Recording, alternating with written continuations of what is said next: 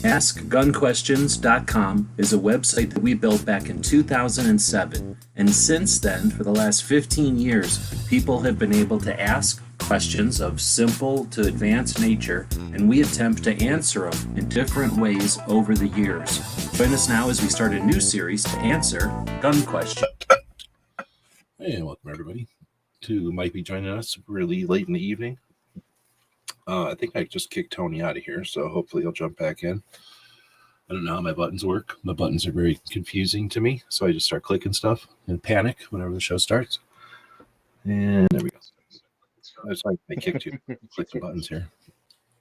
Yeah, give me a second. All right, cool. I turn the sound off on the other thing. Yeah, I'm back. So we were just chatting offline. So I screwed up again, and I was just doing a bunch of stuff. Totally. I mean, I knew it was Saturday, but my problem is I get up at 4 a.m.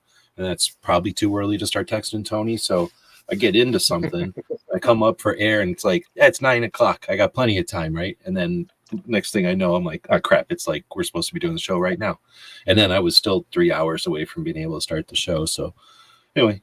We're starting late for the people that are listening live. For people that listen to this stuff on the podcast, you don't even know why we talk about this. But the reason I talk about all this is I do consider my shows live shows, even though at this point I should probably just admit that it's a podcast because most of the people listen on a podcast. Is that what it's like on the other shows you do?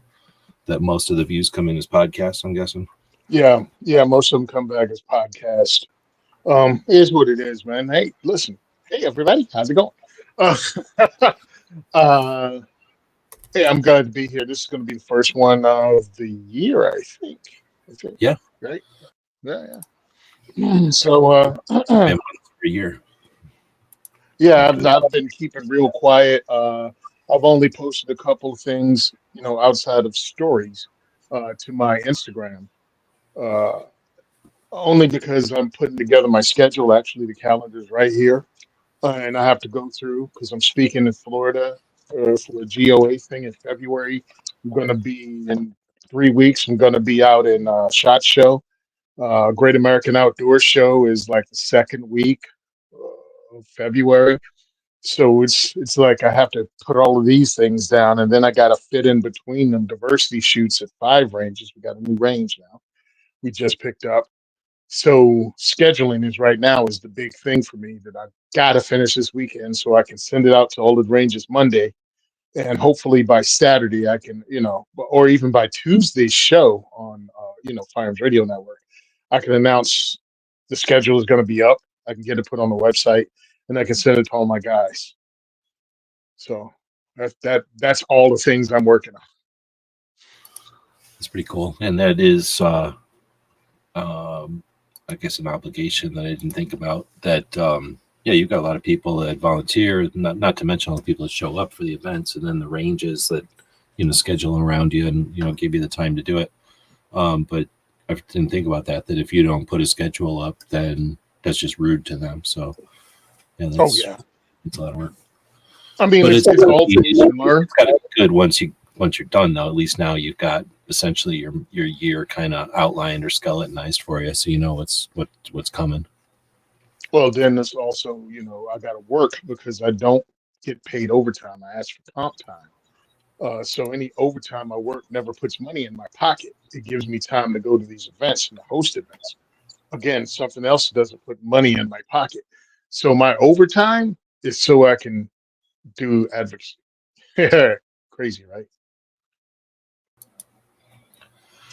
I don't know. I did it even crazier when I was doing, I never did activism like what you're doing, but when I was out doing stuff, I was putting it all on credit cards. So it was definitely dumb.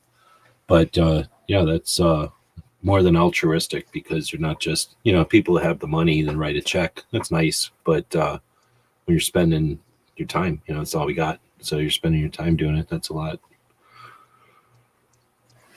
We were kind of chatting offline or off before we started about some things we could probably chat about. I was going to chat up a couple of things with you that I'm not scared to talk about live, but Woods has an actual gun question here, and we end up just chatting on Saturdays. Like, I guess, things called gun questions or ask gun questions because we have a website, askgunquestions.com, as it kind of says in the beginning there.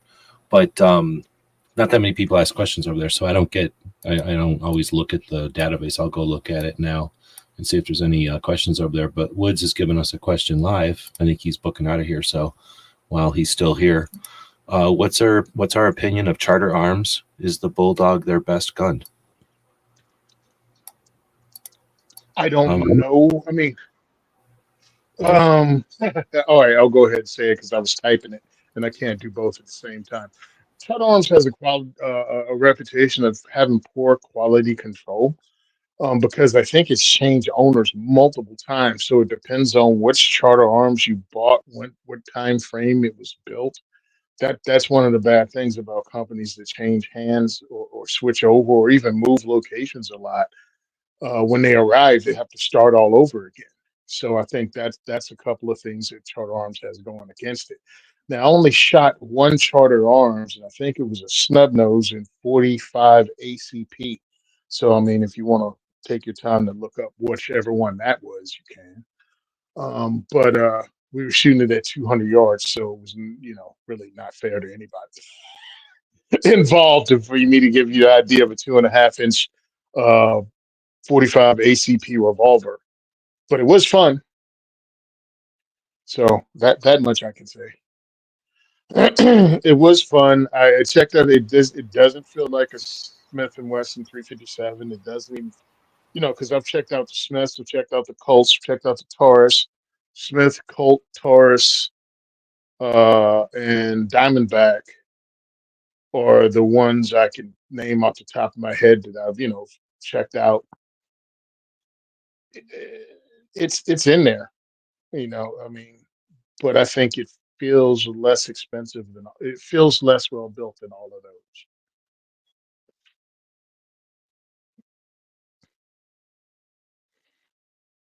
those. I've always liked them because I never had any like strong opinions on revolvers, and I didn't grow up or like have my gun shop time influenced by people who had much opinion about a revolvers, I guess I could say. They may have not liked them, but they never bothered me about it. So, and because we never really had them around, that's the thing. They're not really around. There's only certain shops that are going to sell them. And I don't think that has anything to do with Charter Arms as much as most shops just don't have revolvers. Like, they just don't like revolvers. I'm going to say, because I'm trying to type in here, but I'm going to stop talking and type at the same time. Smith and Wesson. I wanted to see if the internet would tell us the Charter Arms versus Smith and Wesson. What's the difference? Because there's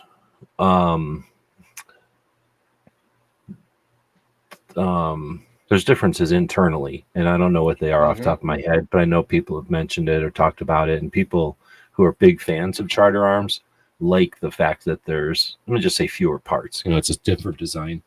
So when you look at them, I got their website up over here. When you look at them, to me, they're a lot like a Colt. The good parts of a Colt and the good parts of the Smith and Wesson. They're like a Smith, but then they're not quite like a Smith. So they're their own thing. And they're different than Ruger because Ruger's kind of overbuilt and bulky and big and heavy. They're more like a Smith and Wesson in that regard. They're not a Taurus because they're not just literally using Smith and Wesson machinery that they had a partnership with and just kept using. So they are different, and they are different internally. I think they don't have a side plate, right? Like there's something mechanically they are quite different. And because of that, like anything, when you have a different machine, it's going to have a different trigger pull and whatever. So I think that might add to the people's distaste for them. But they're also, I don't want to say like, they're not made out of Zamac. Like some guns that are made out of Zamac, made out of a different material, end up being real heavy and bulky. And they're kind of like, in semi-autos, they'd be like blowback instead of some regular. So they're not like that. They're not like goofy. But I think there's some connotation because people don't see them that often. But I know the people that are fans of them are like diehard fans of them. So that's about all I can tell you. They're just not around. And it's kind of like Dodge, I think, right? It's kind of like Dodge. Like there's a lot of Chevy people. There's a lot of Ford people. There's all the other kind of brands. But then there's Dodge. They're not Fords. They're not Chevys, but they're still American. That's sort of what these are. They're not Smith. They're not Colt, but they're still American. And they're not Taurus. So And is the Bulldog the most? What did he say? Is Bulldog their best gun? I knew people that had the Bulldog and the Pit Bull, and I don't know. I think the Pit Bull is a 44 Magnum. Is that the Yeah, difference? no Pit Bull is a 45 ACP. I had to go by Oh, that's the caliber one you when were I had talking it. about. See, I'm a Yeah, big they fan made it of impossible. 45 ACP pistols or revolvers ever since, like the Webley and stuff from World War II. I'm like, Gotcha. to me, it seems like a normal thing with, just because I've seen them before. But yeah, like it's not like a 9mm, which seems odd, or like a 380, or I have a 25 ACP revolver. Like that seems odd just saying it, right? But 45 ACP, for whatever reason, I'm okay with that. So maybe that's why I've heard of the Pit Bull. But I thought it was the 44 Hmm. Magnum. So whatever the 44 Magnum is the one that I know a Coyote. guy carried one. Really? Yeah, I think so. Hold on, 44 mag. Yeah, I typed in the search bar up in the corner, and if I go by that, it'll pull it up. 44 Magnum speed loaders. 44. Well, dang, it didn't do it like it did for the other one. Oh, not 44 mag. 44 special. Oh, maybe that's what it is. Maybe they're 44 Yeah. specials. Okay. Yep, the But still. 44 specials. So that's where I'm at. I'd like them. I mean, but I think I agree with you 100%. I don't know I've looked it up whenever I was doing some history or, just digging into this stuff back in the day. Oh, you know what else? Charter Hmm. Arms made a little mini revolver one time. And that's when I was digging into it because I was checking out their mini revolver that it existed in my lifetime, or like in our lifetime, Hmm.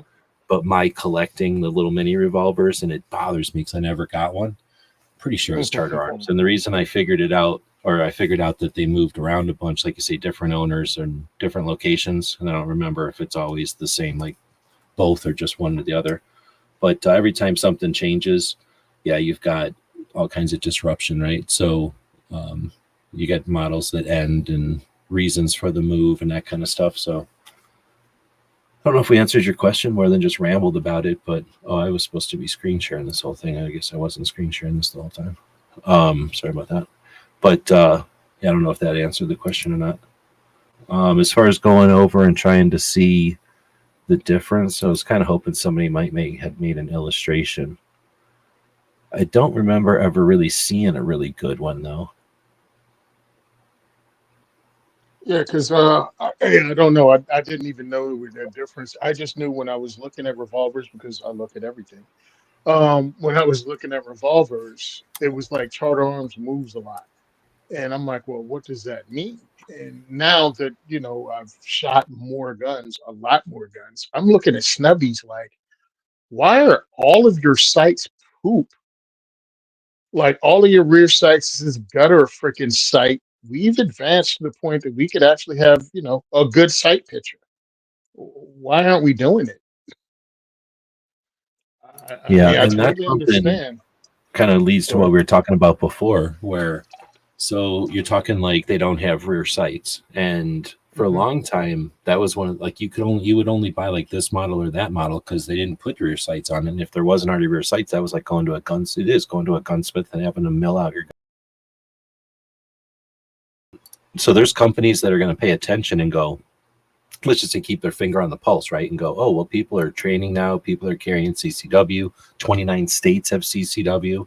Why are we offering guns that are either for competition only or for hunting only? Like, let's do a competition or let's do a CCW gun. Now, Charter Arms is a little bit different because they've kind of always made their guns for concealed carry. I think little Hmm. Yeah. revolvers are made for concealed carry. Period. So that's probably part of it. But at the same time, then why do you got a hammer on there? Like if you're really trying to make it all smooth for draw, Hmm. then why do you got a hammer?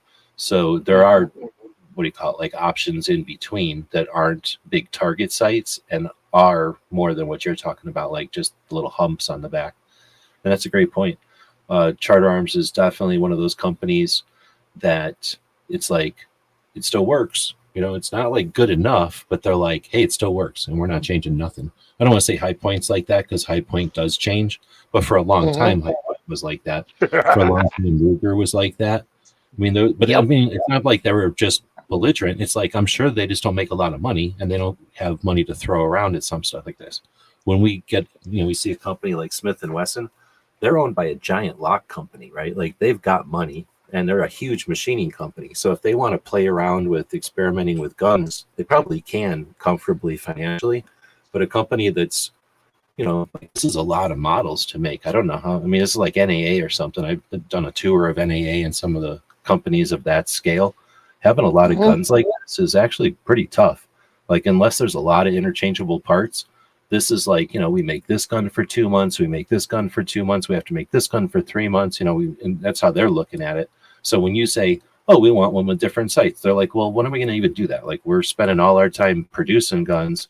We designed these things years ago. You want us to go and redesign? It's not like they just redesign and start making a new gun. I'm sure there's like a million tests they have to do, and then, make sure they're not going to get sued for doing something, and make sure it's a good decision, and market research to make sure it's even a smart thing to even try doing. So that's what I'm just saying. Like, some companies just don't have the time to do all that. Like Cricket, that little company that makes the little 22s. I'm sure they're not like, burning $100 bills to light cigars, right? Like, they're probably happy to be able to come out with a new gun once in a while. Well, these companies are smaller than you think they are, but I'm sitting here looking at this, right? Because, it's not as if they don't make guns with rear sights, like their combo right there, or their Mastiff. So I'm like, let's not act like somehow a rear sight is crazy. Somebody's like, what do you expect for 300? I'm talking about gutter sights, regardless of who the company is, whether it's Smith or Colt or anybody else. Gutter sights suck. We can do better now. As Kimber has shown with the Kimber revolvers, and what's the name of the other company I just named? Diamondback. They have a good rear sight. And this one's $637, and it has no rear sight. Yeah, so I'm like, excuse me, but yeah, we've advanced past the day of your detective special. This ain't dragging that anymore. Give me some damn sights. People go, oh, it's a belly gun. What's up? Or at least the option to have sights on there. But when they give you nothing, till you have to go mill it out, now you depend on somebody who's, taking the time to figure out how to mill sights onto it. Otherwise, you're just giving it to some gunsmith and hoping they figure it out. So I got these little tiny gutter sights. Now I have a 357 686, so I have obviously good sights. Well, it's a target gun. Well, Smith and Wesson actually sells a fixed rear sight. Is it Smith? I forgot who sells it. I'd have to look at Yankees videos.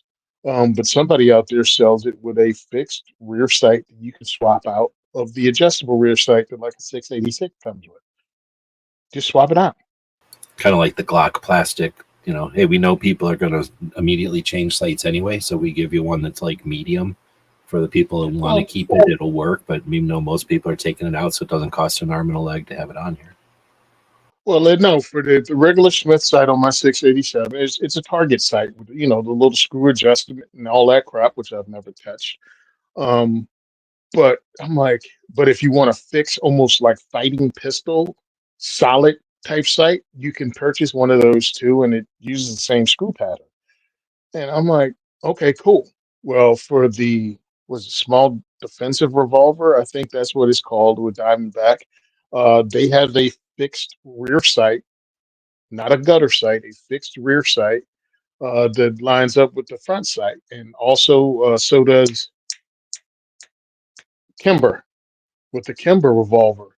And I'm trying to think of whether Taurus has it too with their executive series. I know they did something different with their executive series, which they've upgraded their stuff, which I'm happy with. I'm glad anybody innovates and is trying to make a difference out there, especially in revolvers, because revolvers are like the stick shift of the gun world. So I understand that people are doing things to keep them up to date, even though they aren't huge sellers. Hold on, revolver, click. So we've talked about this before, I'm sure. I know I have. I'm pretty sure we talked about it on here, at least gotten close to the topic. But, I carry a revolver in my pocket all the time, and I'm not as scared. Mm-hmm. I'm not trying to prove nothing to nobody. I don't really care if somebody thinks it's not cool or whatever. But mm-hmm. I can't remember anymore. I took a lot of CCW courses back in the day, and I really, really appreciated like getting the different instructors, like points of view or whatever perspectives on the whole concept of carry. And this was like early 2000s, so it was not like 29 states had CCW and it was kind of common. It was still every it was so new that each instructor had like a different kind of, let's say, worldview of how it was going to go. So they were all teaching to that, right? And some of them were really practical, and other ones were just the like memorization type of thing, and know as much as you possibly can know kind of thing. Be prepared for as much as you can be prepared for. But the ones that were more of like the practical, I'm going to say, I think is the way to say it.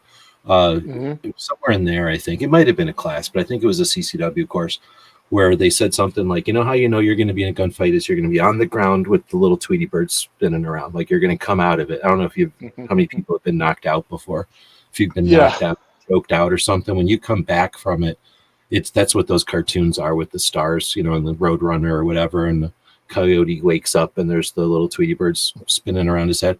Like that kind of, the pins and needles, when you come out of being knocked out or choked out, and it's like it's like the opposite of TV fading out. I don't know how to say that, but it's like you tune in, right? Everything kind of comes back to you've seen it in movies and stuff if you haven't experienced it. But that's how you're in a gunfight, is when you're on the ground getting the crap beat out of you. If somebody with a 2x4 is beating on you and you're just barely coming back to consciousness before it's over. Because anybody who thinks that it's going to be some kind of like, hey, partner, I don't like the way you're taking money out of the ATM. Turn and draw. Like it ain't going to happen like that. Like there's like a 1 in a million chance you're going to get in this any kind of altercation anyway. And the chance that it's going to be some kind of movie situation is a million times less, than that. In reality, a bad guy is like a coyote, a real coyote or a real mountain lion or something, that's looking for prey. And if you're not paying attention and you've got a bunch of bills, you're counting your money like an idiot in the wrong place at the wrong time, you're going to get smacked with a lead pipe or a piece of wood or something, sucker punched with a piece of bottle or something. And now you're going to be on the ground worrying more about what just happened and less about, the whole. Anyway, so I think that's how you're in a gunfight. And in that case, and all I'm getting at is a long way of saying that you're going to have to just use your gun. And that's why I carry a revolver, because it's going to work. Like it's always going to just work.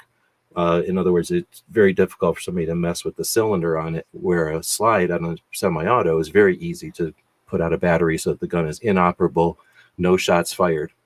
So my question is, because I've mentioned this a million times before, I'm just reiterating, I guess, and then we're out at night, so maybe different people are listening to this for the first time. But with that perspective, that's my position on it. Do you think that the new, I'm going to call them, I'm not going to say new because that implies that there's old. The instructors that are kind of quote unquote old are only like 5 years old. Like there's no instructors from back in the olden days, because there is no olden days of CCW. CCW literally just started in like 2000 something. So it's a fairly new entity, and nobody except for some cops and some really old people who just broke the law all the time. Like nobody's used to carrying guns around except for 20 years at the most, right? So nobody's like grandpa age walking around, been carrying guns their whole lives, unless they were a cop or something. And even then, they were probably carrying it on a hip, outside the waistband holster. So it doesn't even count for CCW really. So they would have had to been a detective all this time. And even then, there was no like awareness of how to carry, because back in those days, you just carried a gun and everybody was like, "Oh, he's got a gun. Let's run away." It was not the same as it is today. So I guess what I'm getting at is, well, these next generation of instructors who have everything that exists now to go on, how long before, and they come up with like all these scenarios like, oh, we're going to make it faster. We're going to make it more life, like the speed of life. We're not going to make it like a drill, or we're not going to make it like a square range scenario or something. We're going to make it with video, or we're going to make it with scenario, or with some kind of training device. We're going to make it as like close to reality as possible. When are they going to like incorporate, or will they ever incorporate my concept of like, what if there's hands on you? Like in no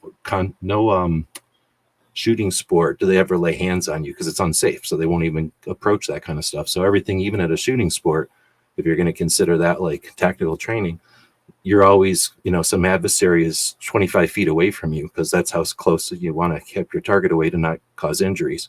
So in reality, people are probably hands on you, So when do you think training or will training, maybe with SIRT pistols and stuff, it already has to some extent, but like South Narc, like that's the only training I'm aware Hmm. of where it's like reality based. You're going to get your ass kicked, and whether or not you get your gun out is a factor of whether or not you're used to getting your gun out of your holster while there's somebody kicking the crap out of you, and not like throwing rocks at you, but like punching you in the face and grabbing your hair. And in those situations, slides go out of battery, and that's where I think revolvers shine. And like any old cop is carrying both because they want a revolver for when that situation happens. But I'm getting into stuff I've said a million times, so I'll let you throw it in and see if anybody listening now has any opinions on that. All right. So one of the podcasts that I've done, and he no longer runs it, is self-defense gun stories. I think people need to listen to that more because it's not creating a scenario; it's actually things that have happened. And I think people lock into the scenario depending on when they came into this firearms as a defensive tool kind of thing. Depending on the year. I mean, some people talk about the crackhead. Well, nobody's worried about crackheads since the 90s. Um, but some people talking about a drug addict with a shank in in the alleyway. Again, it's funny because you listen to the terminology and you can kind of almost guess when they thought about these scenarios last. Um, it could be an attack. It could be hands-on. One of the things I've taken is multiple force-on-force training. I've hosted force-on-force training, and that's the difference. So you can go more hands-on. South Nork has his thing, and it's really funny because they talk about it as if, it's like, yeah, dude, he was the undercover cop that sold drugs to dirtbags, so he'd be a lot closer and would have to go hands-on. Your grandmother ain't going to be that person more than likely that gets attacked out of the blue because they don't expect Granny to be armed. So That's a good Granny point. doesn't have to get down and dirty and worry about being choked out with her seatbelt, but it could be a thing. But then you have to understand how much training, because the reason we have so many states with carry permits, not only is because of the lawsuits, but who's involved. And we have women, we have all kinds of groups. And the largest number of people buying firearms, percentage wise, is females of new gun owners. So we got females, we got minority females. They are not going to go and take South North training. So there's no reason for anybody to try to get it. But to work with people to go, yes, it's going to be close up. You have to be able to pull your gun from your holster and go to work. That's the training that's going to have to come when people are ready for it because many aren't. We people buying firearms. I think they're more serious since 2020. Now I've been training people since 2012, and I've watched people, not only men but women, excuse me, not only women but men, that have not thought seriously about what your defensive situation is like and can you pull the trigger on a human being. So when you go in to start training like that, it's like, yeah, they're not ready for force on force. They're not ready to go tussle. They're not ready to fight over a gun in the holster and learn, retention. So you have to take baby steps. And as you go up that ladder of training and more realistic training, the number starts to thin out. Um, women, excuse me, many of the women that I've spoken to and articles I've read talk about how women in particular are kind of hesitant to go to mixed classes or classes with men because they don't want to be made fools out of. And that's where a lot of the female instructors I know actually got their start training women that are afraid of that first step and second step. But the more steps you take into it, it makes no difference if you're the only girl in class, if you're competent. But the same thing with dudes. Dudes have egos. Many of them don't even want to take a basic class because it would show that they don't know as much as they think they know, and their egos can't handle that. So that wipes out a whole bunch of people taking training classes. And then someone like myself, who been taking classes over like what a decade as a citizen, as an armed citizen. I've been taking classes over a decade. I don't have an ego when it comes to that because I know I have to learn, or at least I stomp it down and check it because you can't learn if you think you know everything. But I watched those classes thin out the deeper you get into it. And your chances of losing, and it's not going to be positive reinforcement of everything you do because you're shooting offhand. You're shooting with your hand. With one of the coolest things is they made you stick your hand in a igloo cooler full of ice water until it goes kind of numb and it's wet. Now draw and fire these training scenarios because you got to work in inclement conditions. What are you supposed to do in the wintertime? Yeah, that's like, concealed carry like level 3, and now it's only 4 people in the class. Like dudes drop off too. Night fighting, shooting a gun at night, low light, less and less people, the more and more challenging it gets. So you're asking when will we get there? We won't get there for the majority of concealed carry holders. Most people should take a level 1 or level 2, maybe learn to use their gun in a defensive way, not just or licensing, but actually learn to run their gun in defensive scenarios, up close, drawing, whatever. And then the next levels, maybe low light and decision making. A lot of decision making needs to be put in. I think we could do it with about 2 levels. Introductory, level one, level 2 will probably hit most people. Level 3 would be a low light. I'm thinking 2 2-day courses, and most people would have everything they need in most scenarios. Because I mean, truthfully, it's an interesting like direction you took it to, a tangent or whatever. But yeah, keep going. yeah, uh, really, one of the things is avoidance, recognizing, paying attention to your surrounding, recognize when you get in an effed up situation or some people aren't doing what they're supposed to do. Like we're in a parking lot, everybody's pulling into the parking lot of the store, getting out the car, going in the store. Why are these 3 mother effers not going in the store? Like you pulled up, you get your head out of your ass. All right, you drove there, you get there, you're not looking around the whole car for your wallet, this and that, and you've taken your attention off the fact that you're in a parking lot where people can get robbed. You're in a transitional space. Pay attention.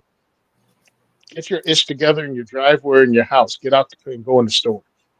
When you walk up to a store, look through the freaking glass. Don't just look at the front door. What's going on inside the store? Is everybody standing around with their hands in the air, reaching for the sky? Like this is stuff you should pay attention to. And I think taking those kind of classes that actually talk about avoidance and things to look for would help out a whole lot better than firearms training. But I think it all goes together in a good defensive class. And Yeah, I a would lot of say like people, a defensive class or a defensive yep, self-defense type of thing, because it's all, like say 99, well, I don't want to use numbers, but probably 60% more useful than, or applicable, I guess, about right, for anybody but we're than talking about but we're gun. talking about $200, $300 classes like once or twice a year, and most people won't. They'd rather buy a new gun with $300 than actually take training with Well, $300. let me challenge you on that one. I would say, yeah, I would agree with you. I would have even not bothered to challenge it. Hmm. Try to think now, I guess 5 years ago, 6 years ago, Hmm. for sure. But now I'm wondering because, like everybody, we've been watching all the new gun owners in Hmm. 2020, and then there was a lot of new gun owners in 2021 still. And then it started to calm down a little bit. And I'd say by 2022, 23, everybody was looking around and went, hey, wait a minute. It wasn't the same old gun owners who just bought more guns. This was new gun owners. We have more gun owners Hmm. now. So that phenomenon is cool. I mean, I don't like how it, the reason it happened, but I'm glad that it happened, I guess. But my concern or my reason I'm challenging is, are they buying a second and third gun? I know some of them have, but I think they used to Oh, reckon us all the time back in the day that like most gun owners own a gun, and then some of us own a ton of guns, and that evens out to 1 gun per person in the country. But they kept, I forget what they called us. Like, did they call us some kind of, I forget what they called us, the people that had a bunch of guns. But their whole thing was like, most people just have 1 gun. awesome, awesome. But I don't Um, disagree. I think a lot of people do buy their 1 gun. It's not their main thing. It's not their new hobby or whatever. It's just like a fire extinguisher, or they bought life insurance. Like, oh, okay, I bought it. I have it in the drawer. Now I have it. I'm done.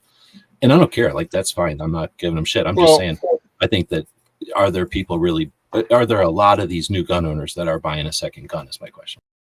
it's a weird percentage because again, I think it's funny only because I live in Jersey. I don't know if I'm unique, but I feel I am because I live in a state where many gun owners are closeted due to societal pressure. And I'm openly pro gun. Not only am I openly pro gun, I'm an advocate, I'm a trainer, and I host classes to introduce people to this. So I feel a lot of people instigate conversations with me across whether it's their first gun, their second gun, or whatever. And I'm finding that, yeah, a lot of people, even if it's their first gun, they have questions and they go, all right, cool. Like there's a percentage, like a large percentage of the people that speak to me only thinking about getting one gun. I'm getting an AR. I'm getting a pistol, and or I want a shotgun, and that's it. Then there's others that go, yeah, I'm a gun dude, but what do you think about this? What do you think about this? And what do you think about this? And I'm thinking about getting this.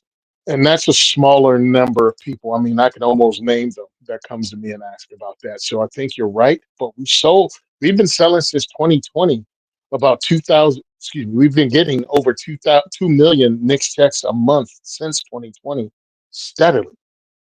Like month, that's the new number now, 2 million a month for just NICS checks. And that doesn't cover Commonwealths when you do the background checks in Pennsylvania or Virginia. So, and probably some other states too. But 2 million is a lot of people probably buying new guns every month. Every one of them ain't a first time gun buyer. No, they can't be. Yeah, there's definitely, and the influx or whatever of new gun owners happened and then it ended. Like it, so definitely the numbers that continue to happen. My thing will be that when you have states that have universal background checks, it makes everybody deal with.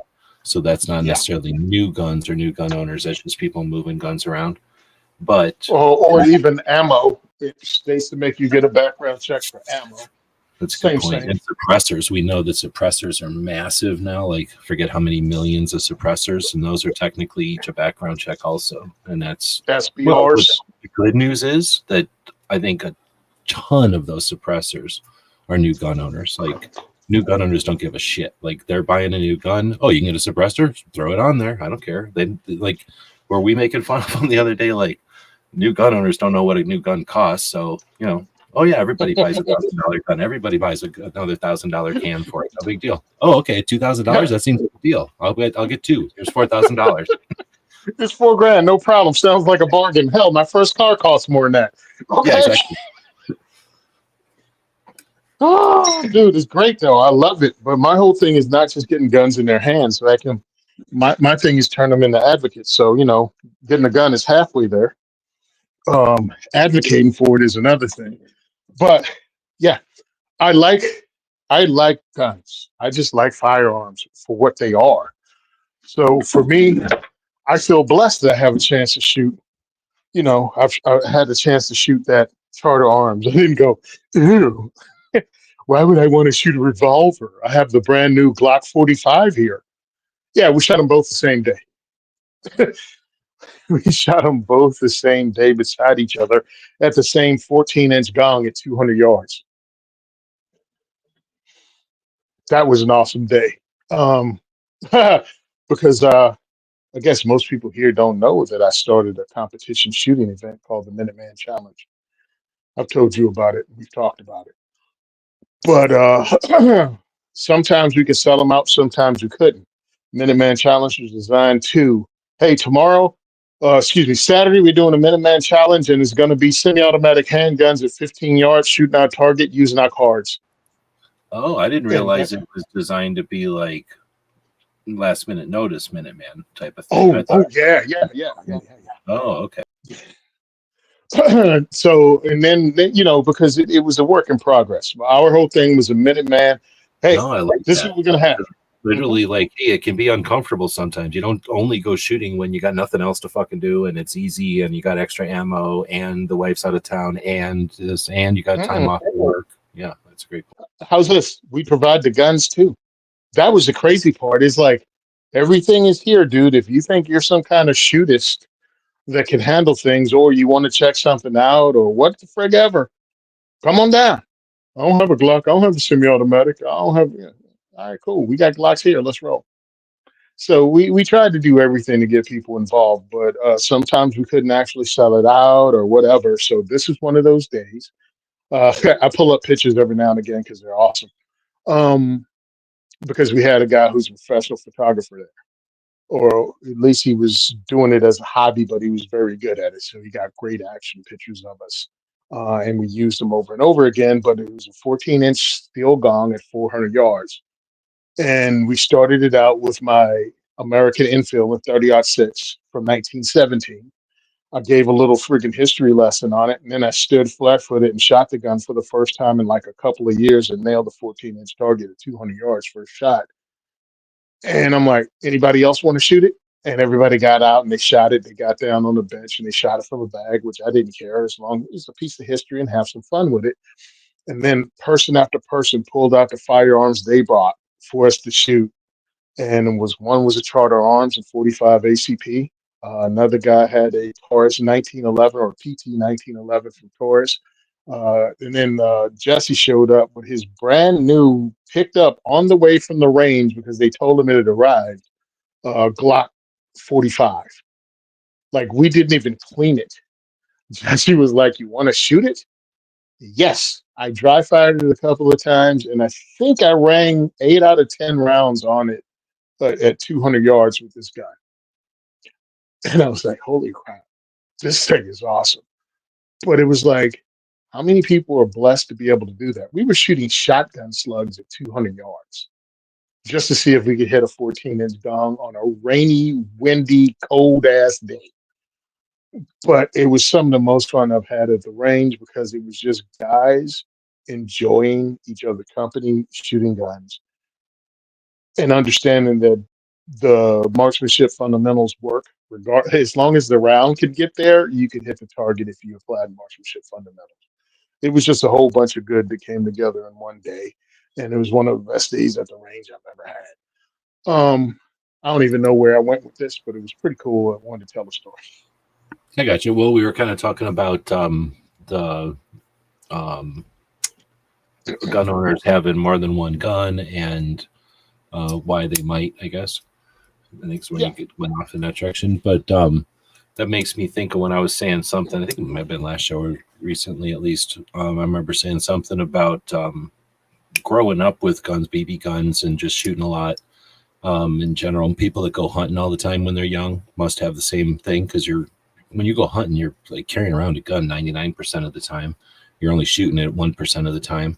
And if you're really not careful with it, you're going to mess with it and it's not going to work when you need it. So you got to be fairly careful with it. It's actually one of the reasons that some people don't like hunting is because you have to be so careful with your gun. And in situations where, you're climbing around trees and over cactuses or under bushes or whatever you're doing with it, even if it's just sitting in a stand or whatever, you got to not drop it and not lose it or whatever. But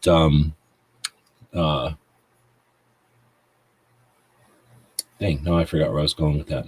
With the I was going to say being comfortable with a gun or whatever. The way you get comfortable with the gun is doing what you're talking about, taking it, reaching it way farther than they would normally shoot it, just to see how it happens. And you're going to find out that a shotgun, it's going to hit on the dirt somewhere halfway down there, and then you're going to shoot it again, and you're going to be lobbing it.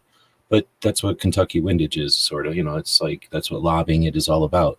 So you figure out that you can do it, like you said, like unless it's really underpowered, it's going to get there. It's just going to have to be some giant arch, or it's going to be a very low power when it gets there, very low energy when it gets there, but it'll still get there. And that's, I think, it's not practical for actual usage, except for maybe in the most weird circumstances ever. But in reality, I think realistically, it's still super useful because you're getting to stretch your muscles with that machine. Like you're just like anything, like you drive better when you've been in an accident or almost been in an accident, because now you know what your vehicle can do and can't do. People that have never been in any kind of accident, I kind of feel sorry for them, because that means they probably never had to speed up or brake fast or, more than normal to know what their vehicle can even do. And most people who probably have never taken like a defensive driving class to actually get in somebody else's car and really drive the shit out of it.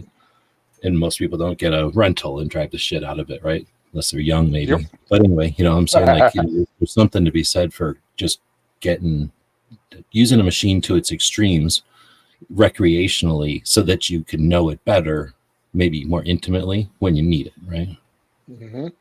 Yeah, hey, Clint Eastwood said it.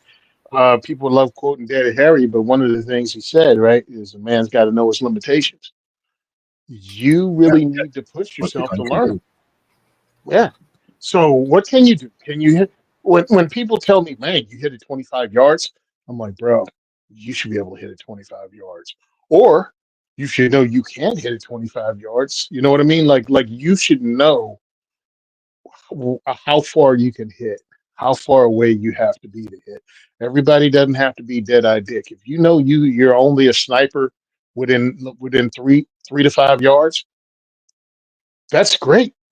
For if you're using a firearm, pretty much in any way, as I'm thinking about it, like for hunting, if you can't hit without being close, then at least you know that, and you're not just winging rounds. Because I've I've got guys that go hunting with a box of shotgun shells, come back with no animal and an empty box of shells, and it's like, wait a minute, you mean you didn't hit any damn thing? You had 20 rounds, you didn't hit anything with a shotgun?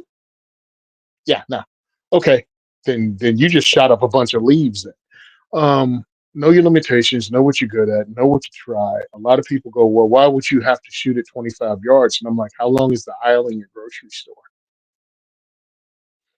How long is the aisle in your grocery store if you see the dude and there's somebody at the end and they're aiming a gun at you because they're an active shooter?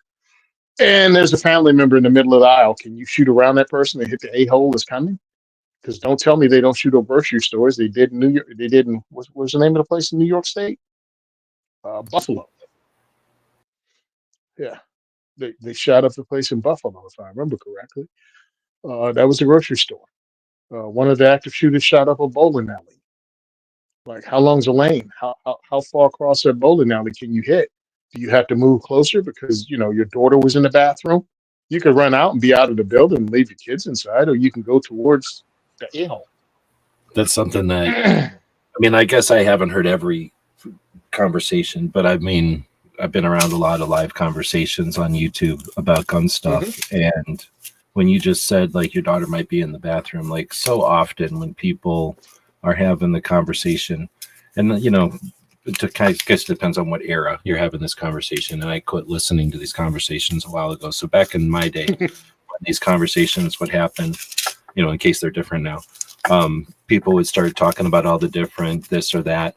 And there's usually like somebody who's like, I would have done it this way. And somebody's like, I would have done it that way. And then there's somebody who has to come along and go, well, and whatever, add their, advice that means, like you didn't think about this, and whatever these variables are, that's pretty much how the conversation would go. And then a bunch of people would sit around listening to it. But never, ever. It's always, I think the implication is that like ducks, how there's like the mom duck and the little ducklings behind.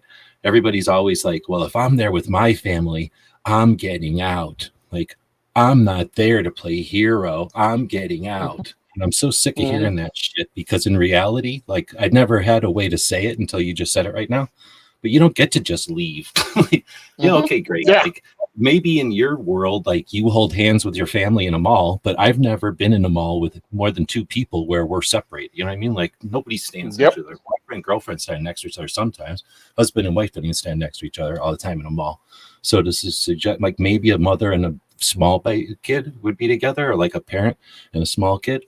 But in reality, any kid that's old enough, that's why you take them to a mall so everybody can split and do their own thing. So something weird happens in a mall. What's the person with the parents that are responsible? What are they going to do? Like they're going to hopefully, make eye contact with each other if they're not right next to each other, and then start looking all frantically for where their kids went the last time they seen them. And you don't get the choice of like, oh, I'm going to leave because it's reckless to play hero. Like whatever. More than likely, like you're going to have to be running around the mall in a panic trying to find where your kid is, hoping because you probably haven't come up with some scenario like, hey, if something weird happens, we all go to that Chuck E. Cheese or something. Like, it's that easy, but nobody really, does anything like that. Like if there's a fire, like, back in the day we had fire drills.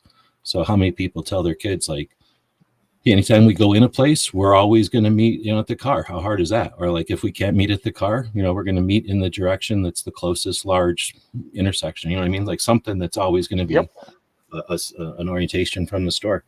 But sort of that. Yeah, I think people are probably going to be running around the mall with their head cut off looking for whoever it is that they couldn't find. And in reality, that's when you run into the bad guy because you're running around looking for your kid, not the bad guy. You just know there's because your kids. Yeah, your kids went, your teenage daughter and the youngest one went to Build a Bear. I don't know if they're still open. That used to be one of my accounts. They went to Build a Bear at the mall, and you're at Barnes and Noble, and your wife's at the freaking what's the name of that candle? Yankee Candle. And now you heard you got people in two different directions, and you're looking at the exit. And where's the bad guy? Don't just leave. No, I have to collect my loved ones. We got to send out that page. Hey, answer the phone. Run out the back door of the mall. We'll meet you in the parking lot somewhere. Let us know when you get out. All that shit.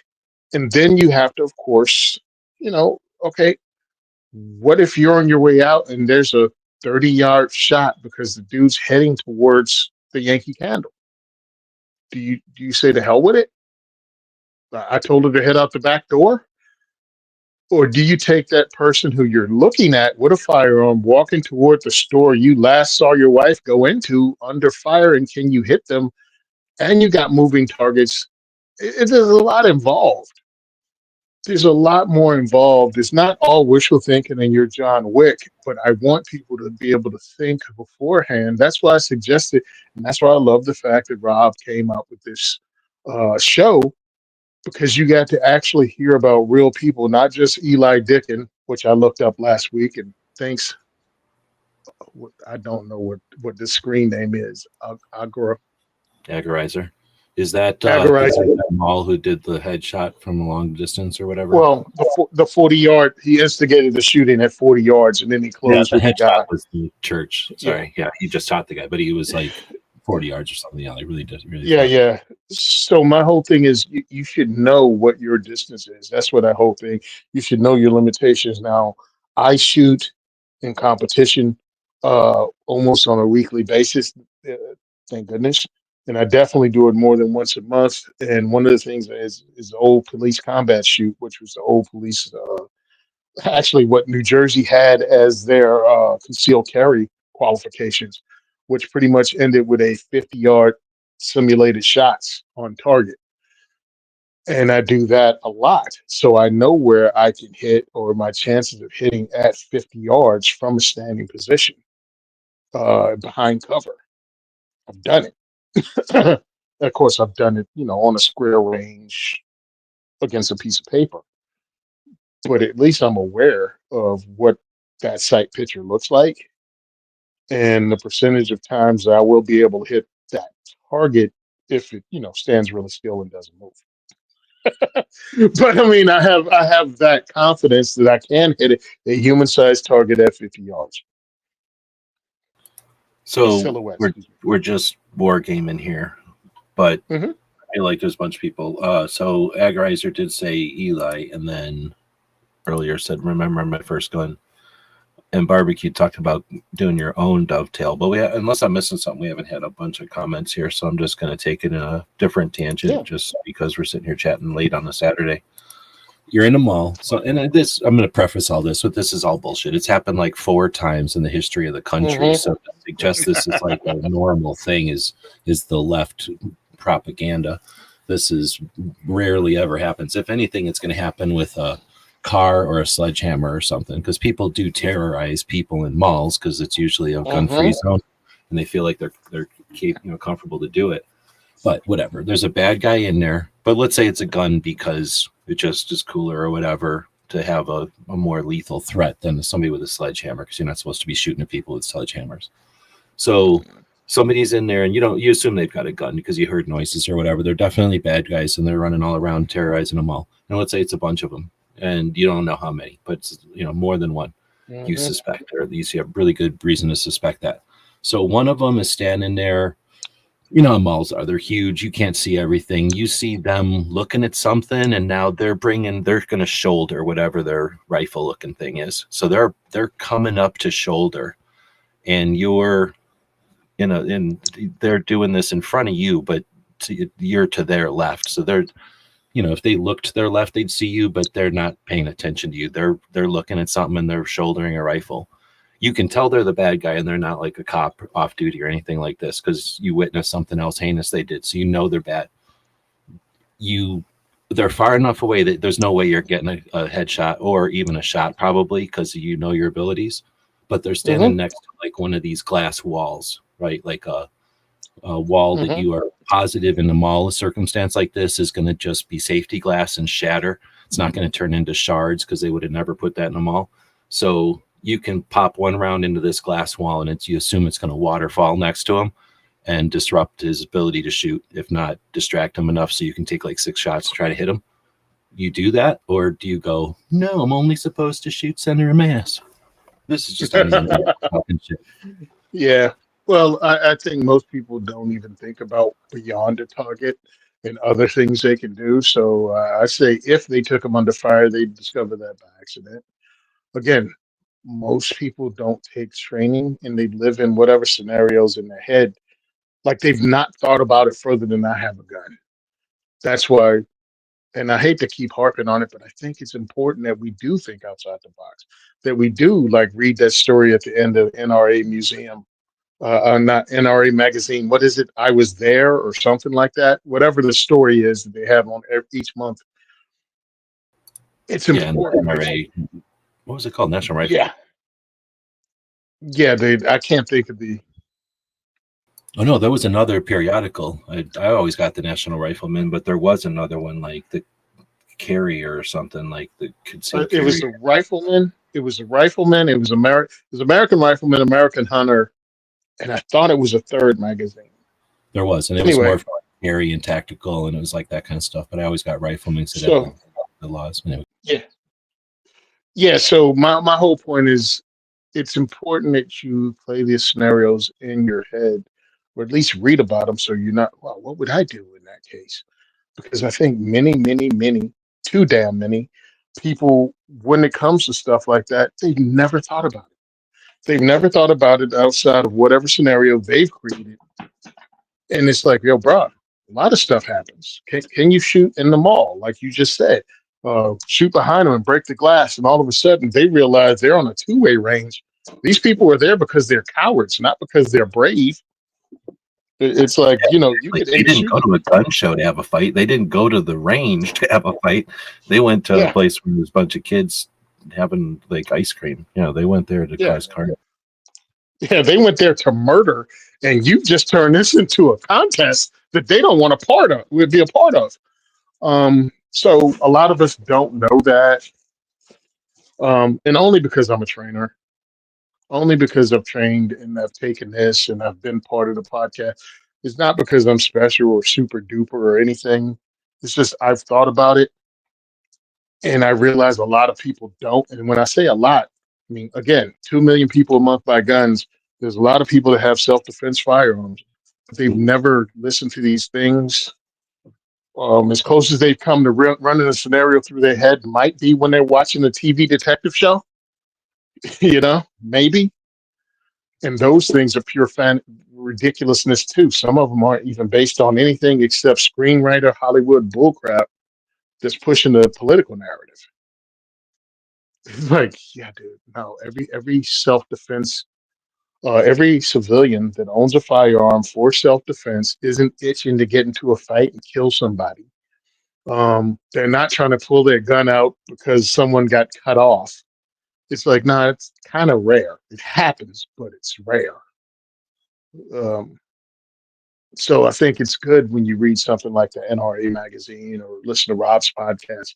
Again, self-defense gun stories for people that don't know. I think there's over 300 episodes out there. And I think they're worth listening to because it breaks you out of this thing and gives you mental reps.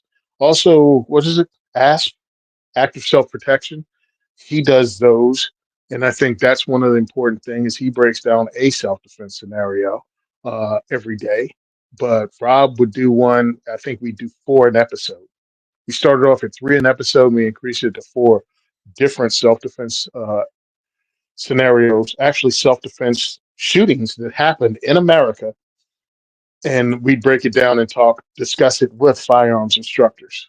We had 6 rotating guests.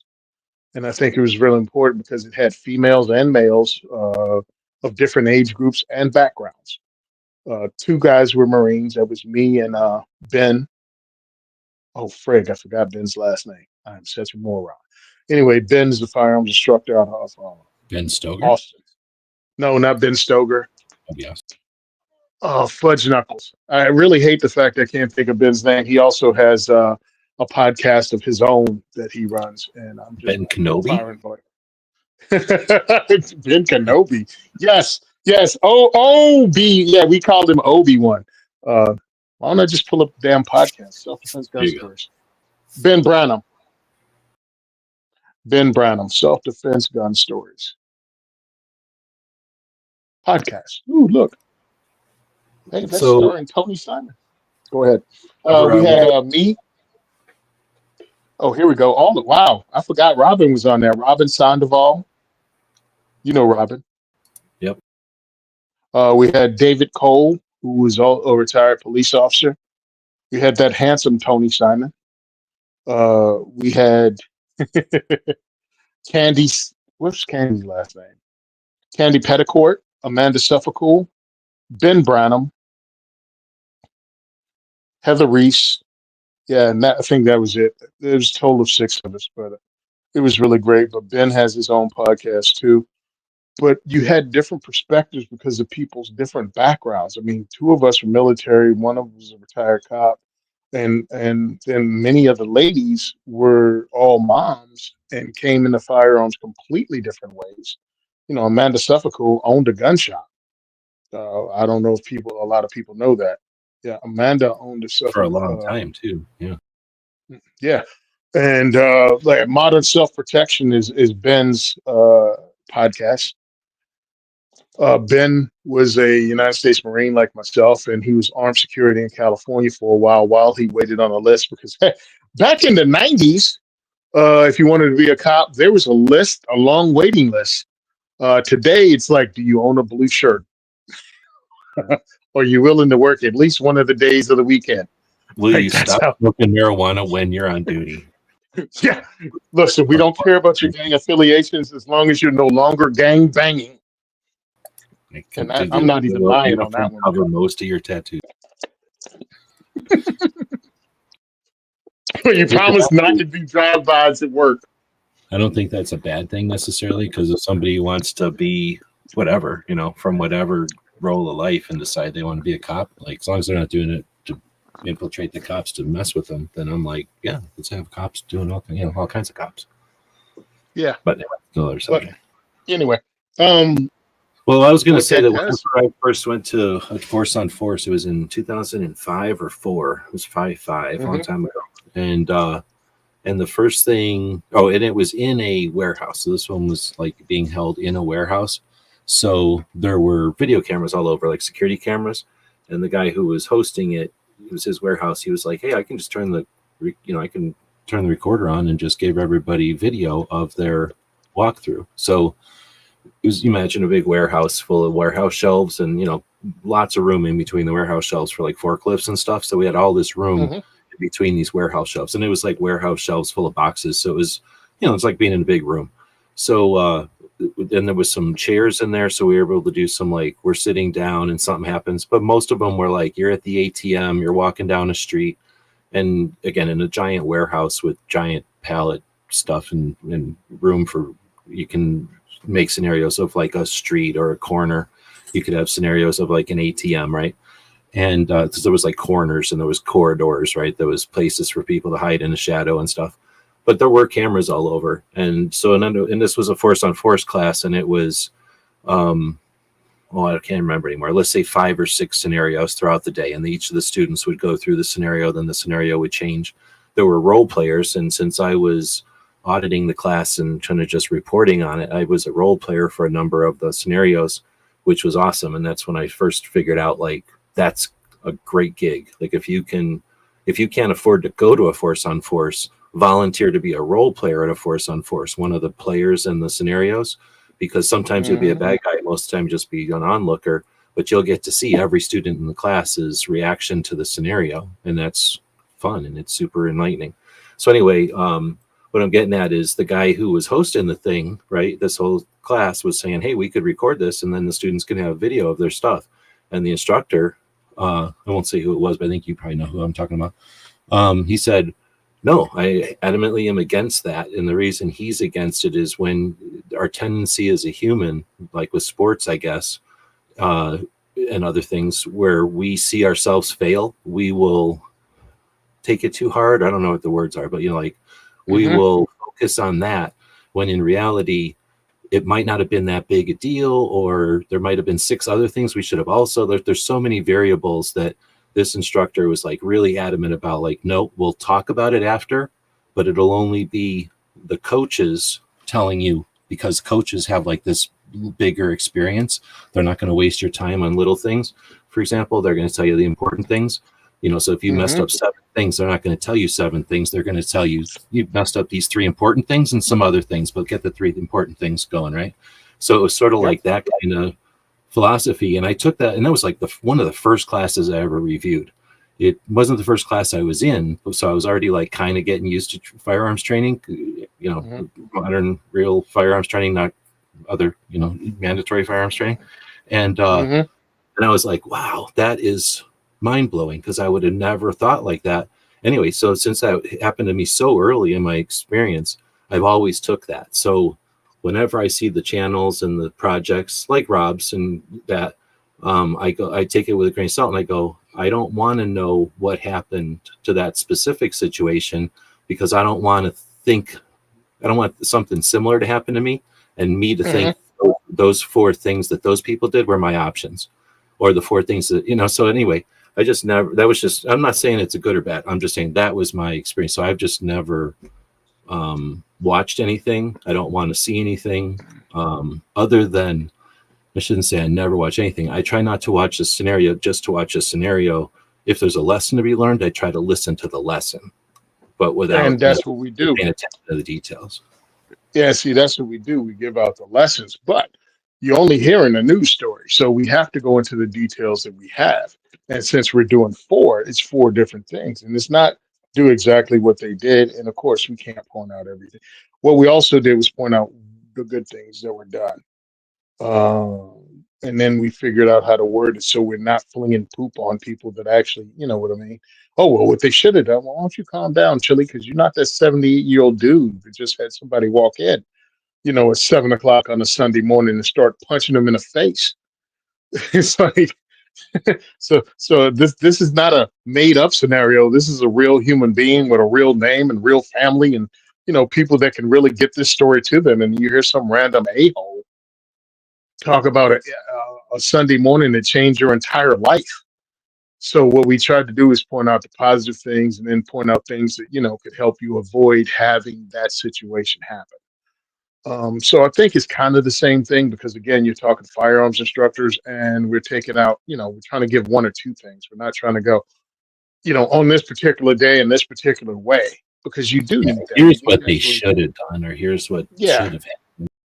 no, because we want you to apply it to everything. Like, hey, get good locks on your door, get the longer screws, so if somebody does kick your door, it doesn't just fly in. You get at least 3 or 4 kicks, so you can think your way. Okay, somebody's kicking the freaking door in. What do I do? Time to boogie out the back door. You boogie out the back door, barricade yourself in the thing, get the kids and everybody into one room. Use your emergency word, whatever the heck it is. If you have that with your family, maybe even create one. You know what I mean? Carthagen, Carthagen, Carthagen. I don't know. Scream that 3 times loud. Everybody goes, "What the hell did he just say?" Cheese pretzels, cheese pretzels. And then the No, I'm fat. person is I'm breaking in your fat. You door. just get me in the kitchen. You just get me to the kitchen. That's what I say. You get the burglar or whatever. It's like, oh, cheese pretzels. Screw this. I'm hungry. I'm going to go get some cheese pretzels. For some reason, I want cheese pretzels right now. But 100%, dude. I liked what we did because I think it could help if used the correct way. And I think they talked about it at the beginning of every show, how to use it to create mental reps for something, not for something specific, but to go, all right, I've thought about this, because again, 4 different scenarios per show. One of them I still remember because I did it. Uh, a guy tried to carjack a tow truck. What? He tried to carjack a tow truck that was picking up an abandoned vehicle on the property. And the guy pulls You up figured the in the guy was winter. dead or something, maybe. Oh, it was the winter time in Chicago. Tow truck driver comes in. He'd already got the phone call from the owner of the car. He's picking this thing up. He gets out and there's a guy there and he's like, "Hey, I'm from the tow truck company. I'm here to get." And the guy's not reacting like, someone who called me and expected me. And then the guy pulls out a gun and tries to carjack the tow truck driver. Well, this tow truck driver, one, is in Chicago. Two, also does repo. So three, he actually has a carry permit and he's carrying. And this turns into a gunfight. And the carry permit holder and tow truck that is the tow truck driver drops the bad guy. But it's like, who would think? I'm here to pick up a car that's been left on the property. It's somebody's car that they just left it up on bricks or whatever. You know what I mean? How did this turn into a carjacking? Well, this dude thought he saw an opportunity for some bizarre reason and wanted to rob a tow truck driver. Bad move. Well, that probably, well, I don't know about the tow truck part, because like you say, that probably, or that could easily be a lot of the scenarios you're talking about there with, like, they're just prepared or have their wits about them or their repos or whatever. But as far as like just taking the target of opportunity in a state where self-defense is really difficult, it's probably, well, I'm going to go ahead and say, like, what's the word? Like, it's not encouraged, but it's like, because there's very little chance of resistance, they're probably more, criminal is more gutsy to try. And all they have they're to emboldened. do, yeah, that's the word. They're emboldened to do it. They have to only be successful once in a while, or they're probably going to be more successful, only going to encounter resistance once in a while. So, the odds are, might as well try it. Worst that happens is they say no, and I walk away, but I might get a free tow truck out of this whole deal. It was funny, right? Doing the show for as long as I did, I got to see Detroit go from not carry, you know what I mean, where very few people carried, to a lot of people carrying. And of course, the anti-gun forces run around squawking the blood will run in the streets if regular civilians had access to firearms, or citizens had access to carry permits. Well, yes, the number of shootings went up significantly in Detroit. They were like, "See," and it's like, "Well, who's getting shot?" "Oh, it was the criminals getting shot." And you know what happened? Yeah, the shootings went up that first year, and then crime and shootings dropped significantly by the second year. Well, Because a whole bunch of criminals are getting shot, and there's a small number of criminals committing the violent crimes. Like, it's not every guy who's stealing, it's one dude who's robbing people at gunpoint 20 times a week. Yep, that's what I was just going to say. Like, most of the violence is a few people who just know how to do it. Like, they figured it out, and that's their thing. And they go to jail for a little while, they learn how to do it better, and they come out and do it again, probably. So then when all of a sudden some were getting shot, some were getting killed, well, if there's only, let's put a magical number on it, like a whole section, but there's only like 10 dudes really being stick-up guys, robbing people. And 4 of them get shot and killed, 2 get wounded, and the ones that are left going, you know what? I think I'm going to go ahead and put this, go ahead back to school, get my GED. And the young guns are like, hey, let's figure out a different way to go. Like, let's do something different than what the guys did. Or move out of town or whatever. But I'm just saying, things change, and it only took a year of civilian carry to make that happen.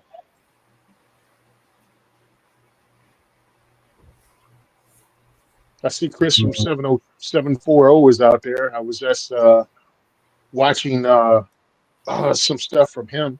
And then I saw one of his posts. He has one of the high tower armory kits for the 1022 that makes it look like a PS90 from looks like a suppressed P90. You got one of those, don't you? Yeah, I got one of those. He pulled his apart and was cleaning it. I ran the one I have for years and didn't clean it. It's sitting right here, right now, with a green dot from Gideon Optics on it, and a light from a light laser combo from Olight, mainly because it's a fun gun, fun setup, looks great for kids and even adults. It looks great. So I got this laser light set up for the kids shoots and for my diversity shoots because people were blown away that this little thing is a regular 1022 and a like $200 chassis kit, but it just makes it so much more fun and it really looks futuristic. And in a state where we can't have suppressors, you have it pretty much 22 with a 16-inch barrel, but it has a faux suppressor. So it's kind of quieter, than centerfire or anything. Well, and then you envision it shooting whatever. Nobody knows what 5.7 sounds like anyway, but you envision it shooting some big caliber, and because it's 22, it sounds suppressed. Yep. From what your thinking is. True. And I mean, it's a lot of fun. Stephen asked about earlier dream lever action. So that's an actual gun question. So do you got a dream lever action? Okay. So have you seen what just came out from Henry? The Henry Supreme, they finally came out. It's a Henry lever action that takes AR mags. Oh, okay. But is it a big brass Yeah. thing? No. It looks like just a regular lever action, except it looks like they're PCC. It looks like that 9mm they came out with, except it takes AR mags. Oh, let me share I'm again. liking the idea of those. So Fight Light has one. There you go, the Supreme. So if you check that out, you should be able to go through. Oh, this guy? Oh, looks like a 308 Should or be something. at the top. There you go, top. Yep, there you go. Boom. I kind of dig it. It looks like an old Remington, kind of. But Mhm. so does Looks it like a just Widowmaker. Does it have a picture of it open anywhere? I watch videos of them on YouTube. I watch the videos because we're going to be talking about this on Friday's show. I got to look at the video that I did take at the Great American Outdoor Show because I think they had it there, and I've dry fired it. I've dry fired it at the Great American Outdoor Show, but they still had to release it to the public. Now you have to like Henry because they're in New Jersey, but do you like it in addition to just that? I like Henry because of what they do and how smooth it is, and I'm glad that they decided. I'm glad Tony Anthony, excuse me, over at Henry, the owner, decided to stop holding on and put a King's loading gate on it so you can load cartridges from the side, like a regular freaking lever action instead of only the tube at the end of the barrel for the regular lever actions. I think this is pretty cool. I kind of like the one from Fight Light better. You know who Fight Light is, right? Out of Florida. I mean, I heard of Flight Light, but I'm not picturing a lever action. Okay, so he just came out with it. I actually was talking to the owner when I was in Tennessee, and he designed it himself. And here we go. Clickety, clickety, clickety. Here we go. So he designed this. It's pretty cool. Oh, yeah. There you go, right there. All right, so he had the semi-automatic version of this, and now he's come up with the lever action version. So he wanted it to be 50 state legal. This is not available now. I've saw them, I've handled them. I didn't fire it because they didn't have it on the firing line, or at least I didn't see it when I was out there. But they had them in Tennessee. Still not coming up because I was actually looking at it earlier today. I like these. So if we're talking about a dream. So let's see if I can get it to come up. But is it 5.56? I think it says 5.56 right there. They have 5.56 and 300 blackout versions. And then this one almost was like more like an AR. So it probably both use AR mags then. They both use AR mags. The other one from Fight Light, is it Flight Light or Fight Light? They use an AR upper. Fight Light. Well, it's an AR upper on there, so you could put any AR upper on it? No. I knew you could with their semi-automatic versions. You might be able to do it with this too. But I know you could do it with their semi-automatic version. I tried to open up the wood one. I figured it looked cooler, and for whatever reason, it wouldn't open. So we'll set it for this one, I guess. Was it going to open, or what the hell? How am I going to get it to open image in new tab? There you go. Does that look? It does look like a lower. It looks goofy back here, but that's just because there's no charging handle. Yep. So if that's a lower, I'm all in. I'm 100% in on a lever action lower for an AR. That needs to have existed a long ago. My whole thing is it's lever action, 50 state legal, F you. Because it's a lever action. See, he did the semi-auto, and then states started changing their stupid laws and called those what do you mean assault weapons, regardless. So he developed this, and I'm glad he did. They're out of Florida. Oh, you said that. Okay, yeah. So I spoke to him about it, and I like that it's 50 state legal. I want to run it. I want to get one for diversity shoot because everybody's not into the fight. You know what I mean? Everybody doesn't want to battle. Some people just want to buy a self-defense firearm and be left the hell alone and not have to worry about legalities. And I totally understand it. I don't blame them. A little annoying, but I don't blame them that you didn't sign up for this. You just want to live your life. So out of the two, the Henry and this is where I'm at with that. Anybody know the MSRP on the Henry? This one says it's 17. The Henry, I think, is 12 or 13. This is a little more expensive than the Henry. Yeah, that's tough. If this one was cheap, if this one is 600, it'd be a lot different situation. They're both it's 16, 1700. Here's the thing. You got to pay for the development. You got to pay for the innovation. That doesn't just happen. They don't just scribble this stuff out, 3D print it twice, and then start making metal copies, and it just works. And even with all that 3D printing and stuff, it still takes time to develop this stuff. So that's where you're paying for that. And I mean, we could sit here, we're old. We could sit here talking about examples that have come and gone from people that were like, nope, I'm not paying $1,200 for that handgun. I expect new technology or new developments, but I'm not going to ever pay for it. And that's the tough part. But at the same time, adults are buying their guns now. It's not like back in the day when we were 19 trying to buy our rifles or whatever. These are probably a lot of 40-year-olds and 30-year-olds buying this thing, right? Yeah. So I'm looking at it like it's instantaneously legal in every state, so you don't have to dance around. It's a heck of a lot faster to load and more than likely shoot than a regular lever action. It doesn't have any of the evil features. None of the assault weapon, and I know that that's a bullcrap term, but none of the bullcrap assault weapon laws apply.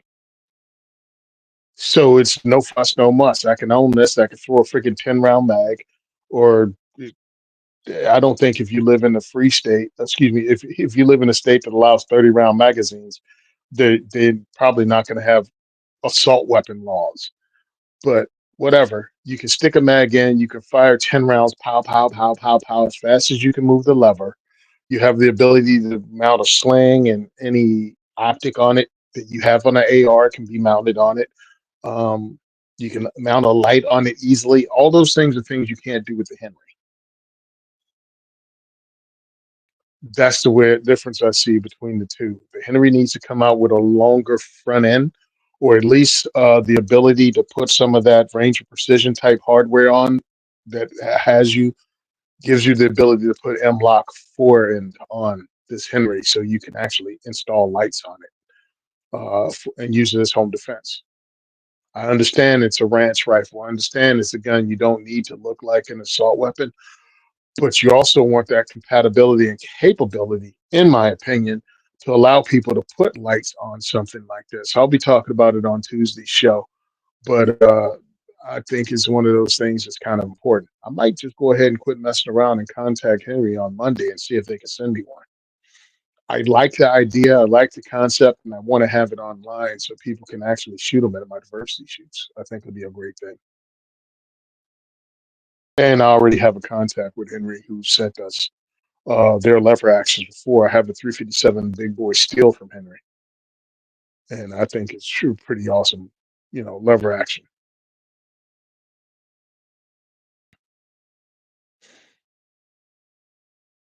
Look at that. I think one's 300 blackout and the other one's 556.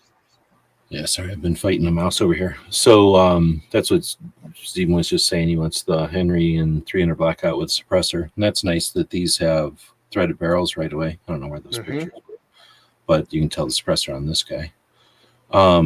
They've done a lot. I like it because all the centerfire stuff is actually made in Wisconsin. New Jersey only has the lever actions.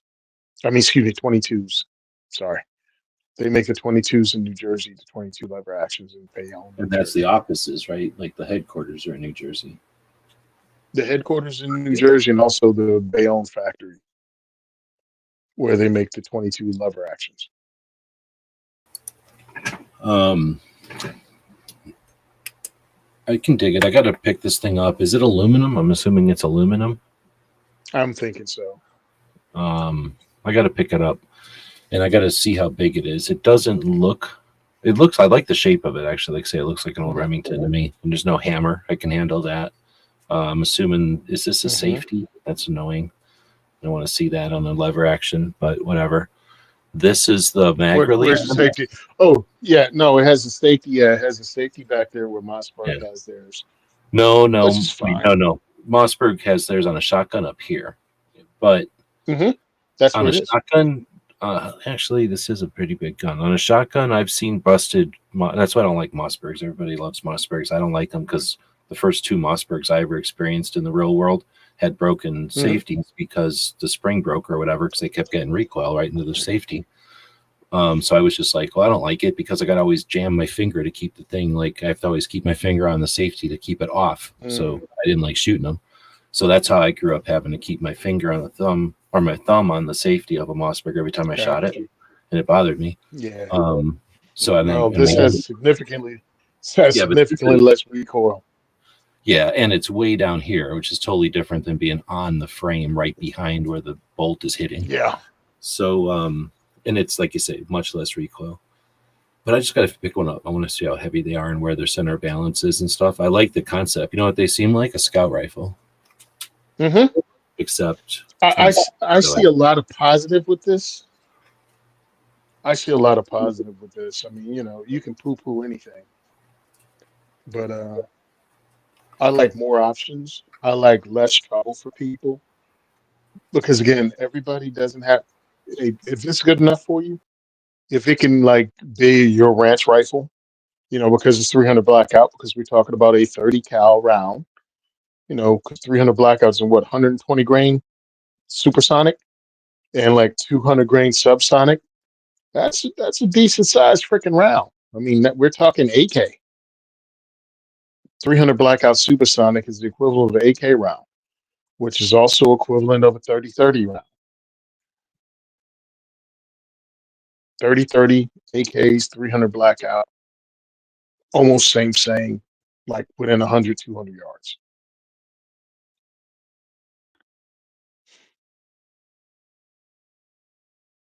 So I think it's pretty decent, and then has the ability to load another one. And you have pointy bullets. You can have modern ballistic bullets, unlike a 30-30, which has to be a little rounded off. So you got better, probably ballistics. Well, I'm not getting into the weeds. I'm not getting into the weeds with it, but you know what I mean. Yeah, you get into all kinds of math at that point. So I'm assuming somebody's jammed a mag or a drum into one of these too. That'll bother people. More likely.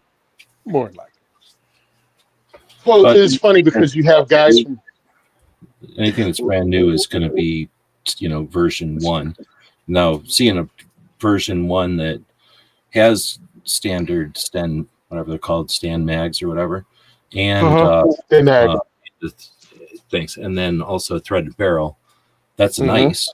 But this is Gen 1, like you say. Like some companies already scanning this to make their mag pull grips on it, their mag pull stock, or whatever, fill in the blank companies, polymer stock, aluminum stock, brace, right? Yep. Well, did they make a pistol of this yet? Well, this particular one, I doubt it. Be awesome if they made But this one. who knows? Depends on how it sells. I like it. I like what it is. I like that they're still doing that innovation. I don't like the way they have their sling mounts on it because how in the heck do I do that with the mag in place? How do I sling that with the magazine in place? See what I'm saying? The swivel's on the bottom. Yeah, I hear you. Because Um, they're thinking of a hunter. That's it. yeah, yeah, but hunters don't deal with magazines. You well, whatever. Anyway, I like it. You can work your way around it. This thing is free flow. More power to them. I'm sure they have the ability to mount a sight on top. I mean, the optic on top, because I know the other Henrys do. You add the pick rail, like you can purchase the pick rail separate and put it up there. It has screw holes that are drilled in the top. If it's like their big boy steel, which I'm assuming it is. There's no way you're selling something and going, you can only use iron sights, but you can take Stanag mags. Get out of here. Well, But if it between, doesn't have anything happening on top, then more than likely this is flat so that you could put rings on here. I Mhm. mean, why? Yeah, I really think it does. I don't know how many other pictures because I just got the notes today for Tuesday's show. So I Okay, haven't looked into it. one. It's a shitty picture because it's at the bottom of their website and I can't make it come up. All I can do is move the shit Oh, around it, okay. but you can see the scope right there. So yeah, they put Yep. a rail and then optics on top of it. Yeah, Yep. I'm digging it. Figured I that. don't know. This one has a butt pad thing on it. Oh, they all have a butt pad. I didn't notice that at first. Well, it's Henry. So They're making it comfortable yeah. for people who are probably, they're probably looking at this and going, yeah. A bunch of people online say, we should have a bunch of things. So they're like, what are people actually going to buy? They already buy levers off Mhm. of us, but how far can we push it before it's not going to hit our core group or whatever? I And think I that's think got to be this part of the. lever's good. I think they really need to bring somebody in to put a good forend on it that you can actually set this thing up with a light. Even if people never use it, let's extend that forend out a little bit and give it M-lock slots. Don't even need a lot of them. Let's put BS Well, in people use these calibers for nighttime predators and nighttime. it. Hmm. What do they call them? What do you call raccoons? They're not vermin, Yeah. but whatever you call raccoons Uh, and yeah. other things that they shoot at night. So they'll put lights on stuff for that. Might be a little bit big a caliber for them, but still, people, I could see it. Definitely for coyotes. I'm not a fan of that, but people do it. So you would think that would be a reason to have lights on it right there. But like I say, it doesn't matter. Whatever Henry does, this exists now. So it's not hard to make a forearm. Somebody's going to make a forearm for it. Packmeyer, Hogue, Magpul. I mean, that's what they live for. Danger precision. Yeah, I hope they do. I want I want everyone to have options. You know what I mean? Because we've come up from the 80s, 70s, 80s, and 90s. Because I say 70s because I know I used to read the old magazines, so it really did make a difference. Um, so 70s, 80s, 90s, and we've watched a number of options dip up and down, depends on when we were, into it, from the assault weapon ban time to post assault weapon ban. And the more options, the more better, I think.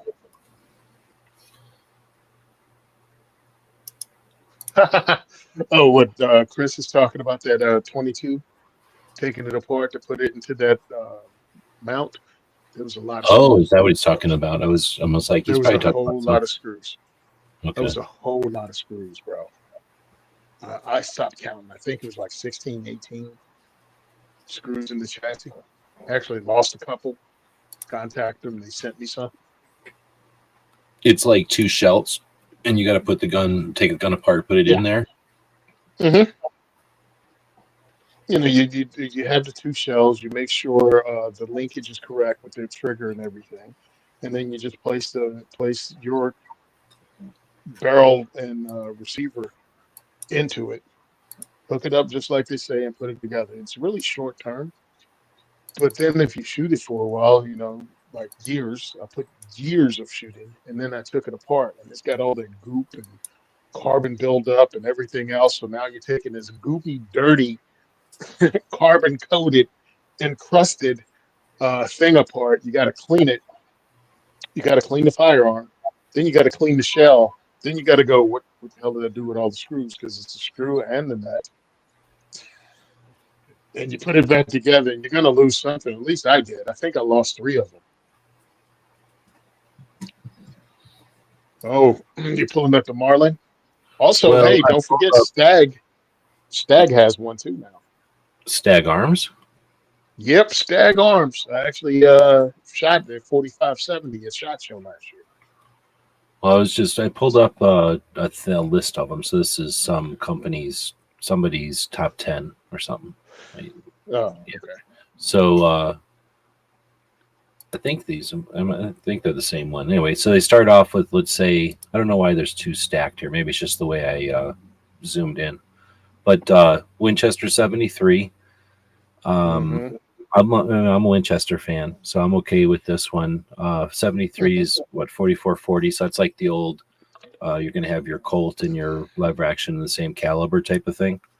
Then you got your Henry, which is, what, a $30,000 gun, maybe $50,000 gun at this point. I don't care about Oh, well, we're value. talking about the original? Well, yeah, I mean the real yellow boy. This is the Henry, I guess, but like a yellow boy. If you're talking like your favorite handgun, though, Dream lever action, that was the question. So Okay. I've held yellow boys before, and they're neat. But they're essentially when the Volcanic was made, and then Smith and Wesson sold it to Winchester. That's where these come in, like right at the beginning. So there's no wood up front. And that's what they are. It's like having a Model T Ford. Like, I'm not that into them that I want the most annoying one to shoot. So for me, it's too old. This one, I've just never been a Browning person for this kind of thing. So there's probably something about this that I don't know about, but this doesn't do it for me. It's cool looking, I guess. The Marlins, this one's okay. This is what I grew up with, but I never liked Marlins. I was a Remington guy. So, a Winchester guy, sorry. So they were just never my thing. And it's just because my dad didn't own one, so I just never grew up with them. Ford and Chevy to me. Now this I could handle because it's got more going on. And this would have been like when we were reading magazines back in the day, this was the coolest thing you could ever do. And this would be controversial as shit because one, it was in stainless. Two, it had the laminate. People didn't just take on to laminate right away. Everybody acts like laminate's no big deal. And then the rail, of course. Large loop, I don't think that's always been like a whatever, like Pepsi, Coke. Like that's not a big dilemma, but that's definitely an issue, or part of it that makes that one cool. But I like the idea of a stainless one for sure. This one though might be, not that I love Savage so much, but doing my research, this one is super neat. It's got a rotary mag like a 1022, and he invented this in 1899. And Savage is just the coolest dude. Like when you read the history of all the different gun inventors, this guy invented this gun to compete with the Springfield M1, I think, like the Springfield, right? Like, and he came up with a semi-auto, a lever action, not really a semi, I guess, but like a lever action, so a repeater. And they were like, it's too, And then when he made this, his idea was, I'm putting all the bullets right here. All the other lever actions, the bullets went underneath the barrel, right? So now your center of balance changes all the fucking time, right? Every time you shoot around, your center of weight of the gun is moving. With this one, the center of, all the weight of the bullets are right here. And this was a more balanced gun. But like 5 minutes after he invented this, for that reason, center fire came out, and like what you were saying, having rounded bullets. And then it's like, well, we want to have center fire. Oh, we got to round our bullets. Well, guess what? You don't have to do that in a Model 99. So these can be super powerful lever actions. So I just thought they were neat for the history of them, but I'm not going to buy one. They're too expensive, and I don't really like them. 94 is what I own, so it's probably what I'm going to pick. 92, I don't know what's the big difference. I think these are handgun caliber and these are rifle caliber. And I'm not a fan of the big loops. They look kind of neat, but when in reality they're in the way. They get in the way all the damn time. They slow you down. Exactly. Never been a big fan of this thing, so That's not going to be my thing, but I could totally see people that like it. Same thing with the Rugers. And I think we're going to come back around. Yeah. So of all of those, I think I'm going to pick mine, the one I picked, the Winchester Model 94, just because one, it's got the side loading, which is fine. I like the top eject because I don't put scopes on my levers. I like my levers to be nice and sleek. And this is sleek. I have a pre-85 or something, so it's still got milled parts inside. And Nice. Mine is beat. Mine looks like somebody used it for a long time on the back of a horse, and that's the way I like it. If I could pick something dream one though, I'd probably pick something like this that's old as hell with somebody's family, whatever stories attached to it, instead of just someone that I bought at a gun shop and I don't, I know it's been used, but I don't know where and who and anything. So, like some family gun that I either, got somehow or married into or something. Because I don't really have a family gun of my own that's a lever action. All right, damn it. If we're gonna nerd out. Okay, hold on. Where the frig is it? Which is the one? Frig. All right, Winchester developed one, right? See, y'all done made me pull out my inner nerd. That's what this is for. Teach all the youngins the real gun knowledge. All right, hold on. Mosin the Gant to 762 by 762 by 54R. There's a lever. Winchester lever action. Yes. Oh, I think I know what you're talking about. 1895, baby. They made it for Russia, right? Yep. There we go. The 1895 is 762 by 54R. Okay. Yep. No, I think I could go along with that. It's got a bayonet. Yeah, I could get into that. Made by And it Winchester. uses Mosin stripper clips. Yep. Oh, really? Yeah. Okay. Then this is the one I'm picking. I'm with you. This is the one I'm picking for my dream mod, because I've drooled over this in my mind many I don't know what it is about the old. Is that just cold? Is this just old metal before it was or with bluing that fell apart after so many years? But this look, whatever you call this look with the wood, I'm so used to this wood. Lived 17 years of hanging out in a gun shop in Tucson. This is my kind of wood that just it's nice or whatever, good, fair condition So wood. I'm in. That's Sporterized, which you're showing. I want the military version. I just pulled that up on the Rock Island Armory, and they're talking. This is from 2015, and they were estimating 4,500 to 6,500 for this freaking rifle. Yikes, that's annoying. Somebody needs to recreate this. That would be cool, bro. Check it out. I mean, yeah, I don't know if you could find. This one looks like a Mosin up front. Yeah, baby.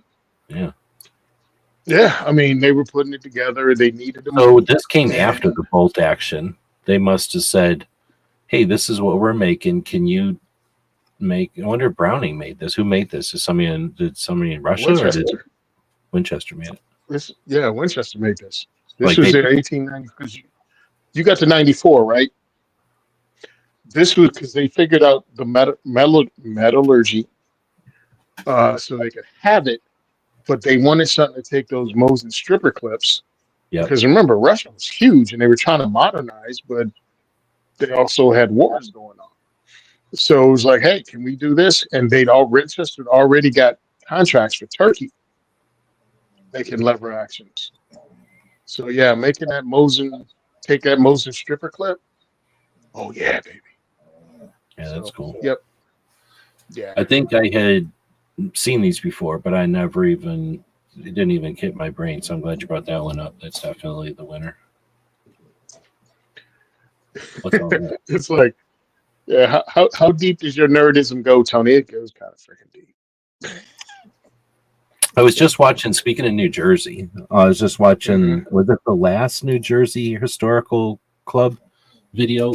No, not the last one, second to the last one was Mosins, and they had maybe 7 or 8 Mosins, and they brought up the Mosins that were made by Remington, and I was like, so it was right there. But this was similar, where but this was right before World War One or right after World War One, and it was the Red Army taking over from the Tsars, and the Red Oh, Army you was mean when we got a contract, Remington is that got what a these contract contracts with were? them? Yeah. No, this was Winchester contract. This was prior. This was in the early. This was prior to World War One. But Okay. going into World War One, we agreed that we were going to make these damn Mosins for the Czar, and it was like 100,000 or more that they committed to. And then all of a sudden, the government was overthrown, and they're like, "Well, what are we going to do with these?" So the American government paid out the rest of them. And the funny thing, if you read the book War on Top of the World or The Frozen Armies or The Ignorant Armies, the book had two or three different titles. It was about us deploying National Guardsmen from the Midwest to protect all the supplies we sent the Soviet Union during World War One to try to get it out and get it away from the commies. And one of the units actually fought against the communists after the World War One was already over with. We were in the shooting war with Russian communists, and we were using the Remington-made Mosins, and they were shooting at us with American-made 30-06 Enfields Where'd they get them from because us they got some of the guns we sent over to from the Russia for Russians. like Yeah, from the Russians that either surrendered or changed sides. Yeah, so we gave them guns. They became communists and used their guns against us. We went over going, hey, we need to have the same guns that they do. So we that they issue in the Russian army. So we issued American troops, American-made Remingtons to take the Russia to shoot at Russians shooting at us with American-made Enfield 30-06s. How effed up is that? and this was right before World War One or right after World War One? This was at the end of World War One. Okay. Yeah, so it's a pretty cool book. It's kind of an old read because it was written, I think, in the 50s. So it's a different writing style. The Red Army is taken over from the Tsars then. And then Yep, Red Army's taken over from the Czars at the very end. was that Of Marines? The Czars.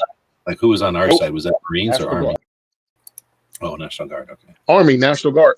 Yeah, that makes more sense. I 'Cause think the- Michigan National Guard.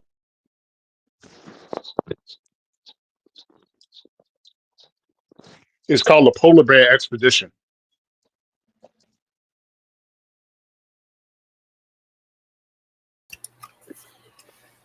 let's see. So we're not If you getting really much. want to nerd out.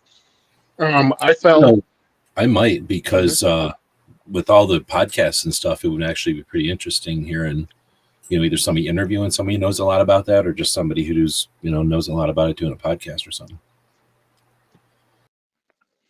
Yeah, I read two different books about it. I think it was Us. So we went there to guard the warehouses. So it was actually almost two different missions, and they might as well have been in two different damn countries because what happened? They deployed some to the warehouses in the port of Sevastopol. I think I'm saying that correctly. And they were guarding our stuff there, but we had dudes going in country guarding stuff too. And they had a totally different deployment because they were actually fighting the communists. The other people were guarding warehouses and stuff from being stolen, loading the stuff up and trying to get it out. Like, because you had a freaking entire country collapse. Actually, not just a country, you had an entire empire collapse. The Russian Empire went belly up. So you had all kinds of people trying to get out and also people trying to steal stuff and a whole uncertain future. So you had that going on in the cities. And then you had rebels throughout the country opening fire and trying to take over stuff. So it was a really interesting book to read.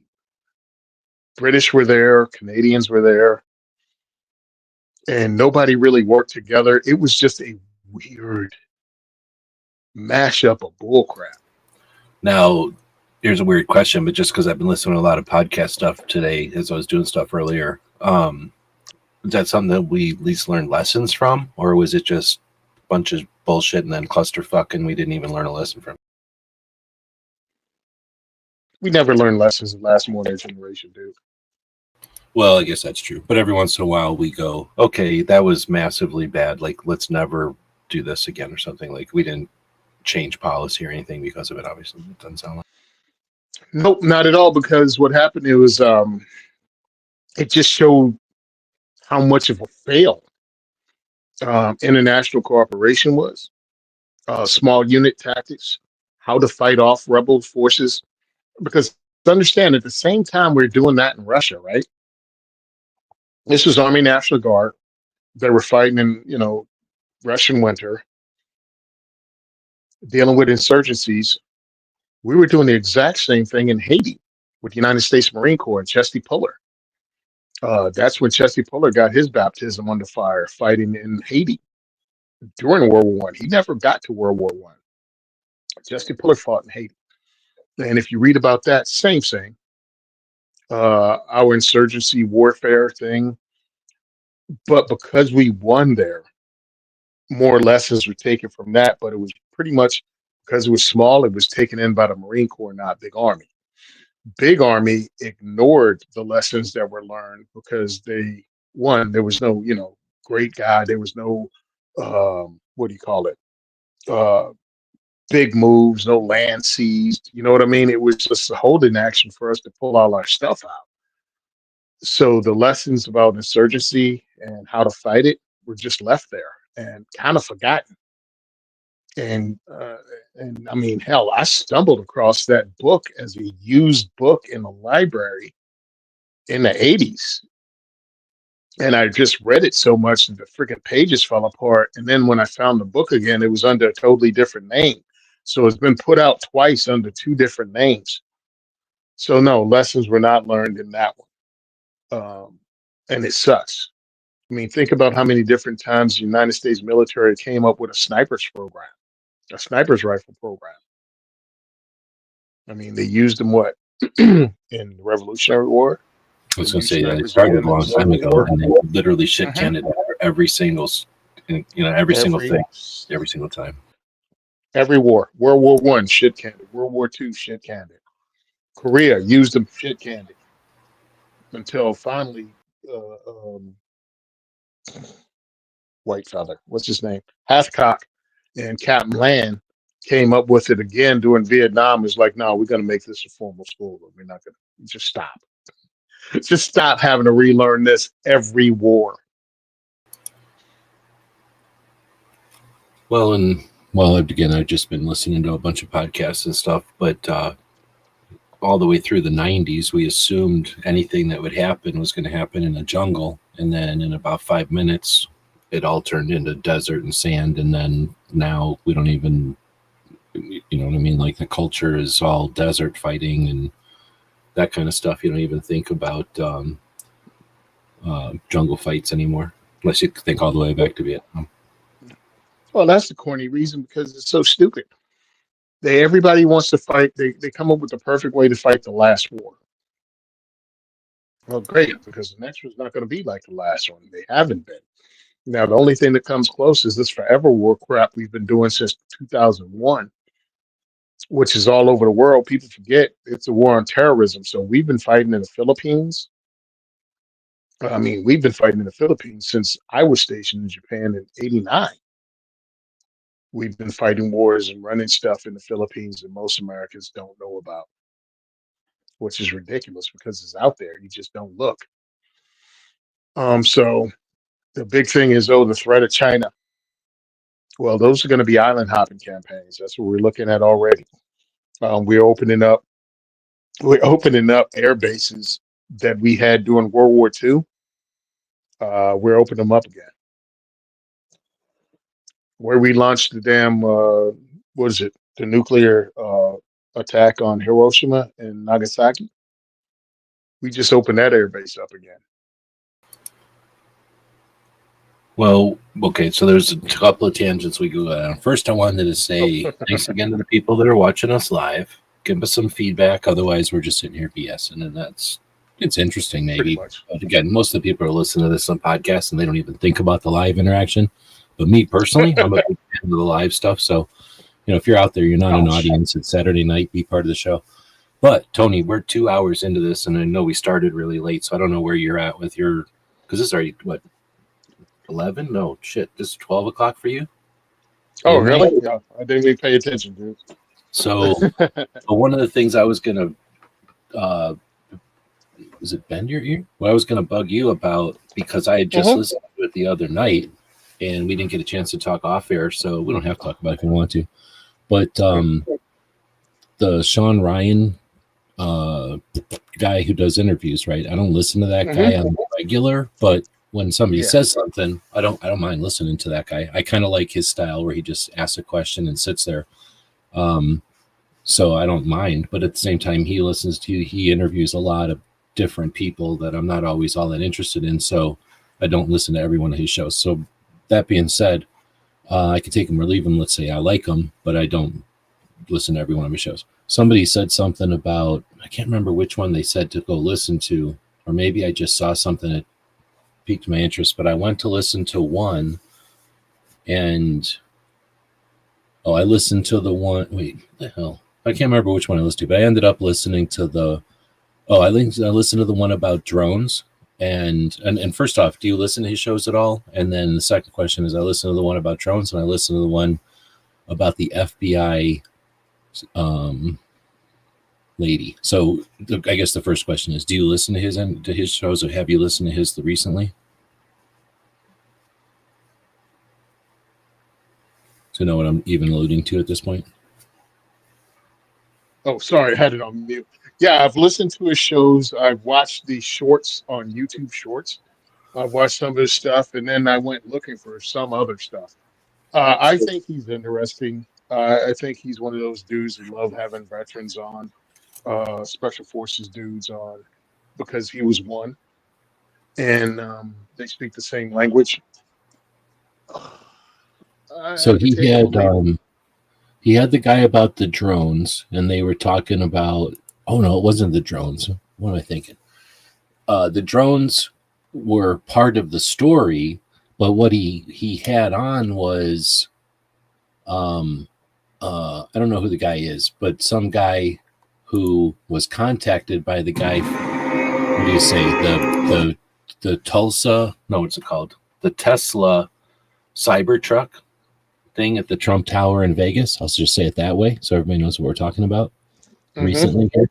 So that situation, Sean Ryan had a show on with a guy who was contacted by the guy who allegedly was the bald-headed dude, the bald-headed guy he had on talking about this guy? Just recently, the other day. Yep. So I listened to that one. I listened to that one, and they're like, and because of everything that was said in the one that I talked to the FBI lady, and I'm like, well, shit, I got to listen to that one now. So I listened to that one, and those are the two I'm wondering if you listen to. So, one, do you have anything to put input on the whole? If you listen to the one with Sham's shoemate, who they essentially say this guy may have just set this thing up so that he can get his point across. And do you think that's valid, or is that just, what's the word? Talking shit? And then I'll shut up and let you answer. Yeah, I only heard about the one you're talking about the Cybertruck today, as I was blowing through stuff, and got caught up in one of those rabbit holes. And it was somebody saying that this guy's lying and just using to promote himself because he's lied before and yada yada. And I'm like, I don't know enough about any of it to believe anybody.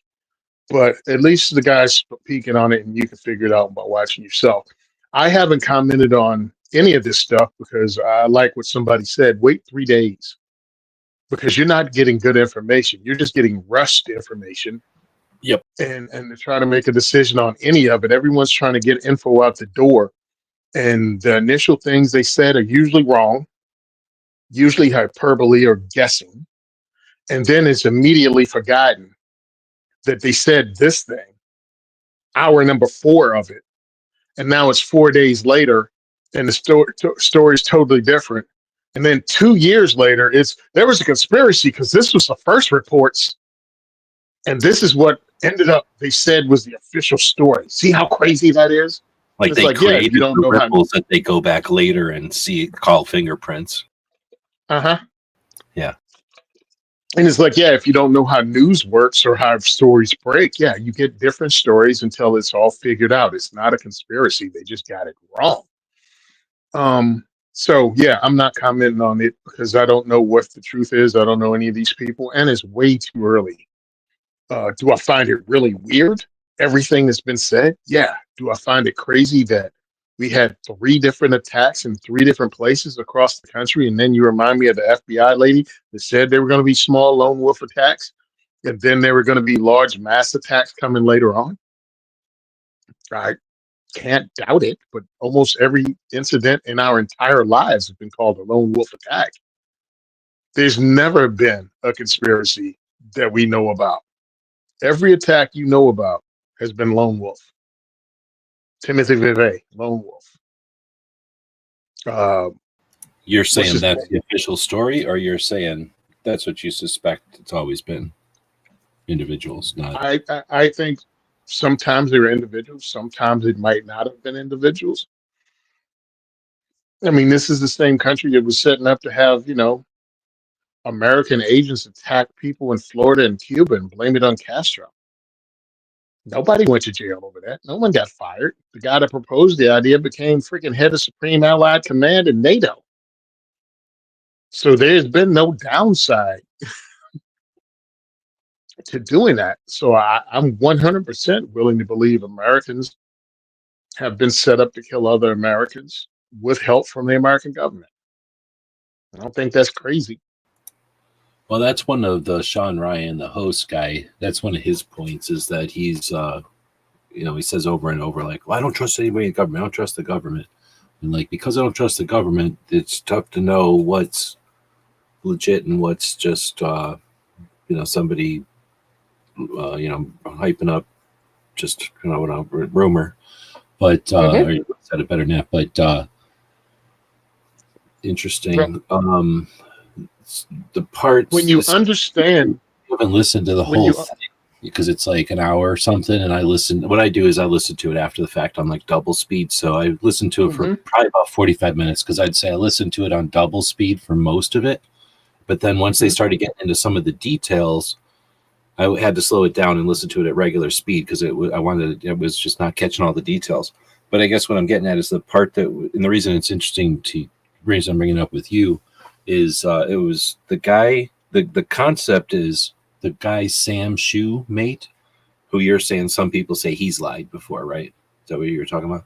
They're saying that he is saying that the guy with the Cybertruck contacted him, Sam, on Instagram or something, and said, I'm going to do this thing. You need to go tell Sean Ryan, and you need to go tell Rogan, and need to go tell Trump. And this guy's like, I don't know any of these people. What are you talking about? Like, so it turns out that guy with the Cybertruck sent that same message to lots and lots and lots of people. So this Sam guy is saying, I just happen to, get it and look at it like spam and go to my wife, like, look at this. Like, isn't that interesting? If this guy actually does do something, it's going to be a big deal. But then the guy did something. So he's, I told the FBI or whatever, and I sent it to somebody who I thought might know Sean Ryan. And so allegedly the guy Sam who says he got contacted by the guy from the Cybertruck who supposedly got himself up, says that the reason the whole thing happened, that he's trying to create awareness of those drones in New Jersey are Chinese anti-gravity technology. Did you hear any of that level of it? I just heard the term you said, and I didn't know what it had anything to do with. And it was a clip from that show. Yeah. And I forget the actual terminology. They use some actual terminology for that. But I was like, what the hell? This got like, it went from like gossipy to like National Enquiry to like Art Bell. I'm like, whoa, what happened? This got weird quick. And the way that if you were to interpret it all as like this guy was rational, he was trying to get the word out, and he's concerned that this is something that's so big, alien technology or whatever, that's so big that people would tend to, not accept it or whatever, ignore it as fake. So he's trying to do something to make the government admit it or acknowledge it or something, or get the word out about it. And I'm like, it's just such an odd story. And it could be, that somebody's having issues and that's just the delusion or the story that they came up with. But on the other hand, I don't know. It was just interesting. Like I said, it's late My on a whole Saturday. thing, well, my whole thing with the whole drone thing, it was pissing me off because people were just buying into it wholesale. I'm like, stop being fucking idiots. This is New Jersey. Only 20 years ago, we had towers fall because planes flew in it. We know it's in the air above New Jersey. That is not being allowed to slip in this generation. Maybe 20 years from now, might. But we're not going, oh, it's no big deal. We have no idea who's flying it. We don't know where they're coming from. And then pretty much a week, 2 weeks later, it's gone. It's no longer a thing. Well, they didn't stop flying. They didn't stop things in the air. It's just there are no stories on it anymore. No one's TikToking about it. No one's putting Instagram things up. But they were all over the place for 2 weeks straight, and now they're gone. And then one of the guys that I follow, and he does things on military stuff all the time. He goes, "Yeah, all right, I was wrong.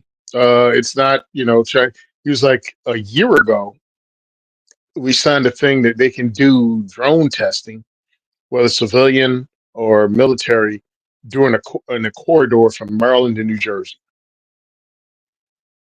You can do this stuff at night. They set aside rules. It was over a year ago it was signed. And that's where all that's from.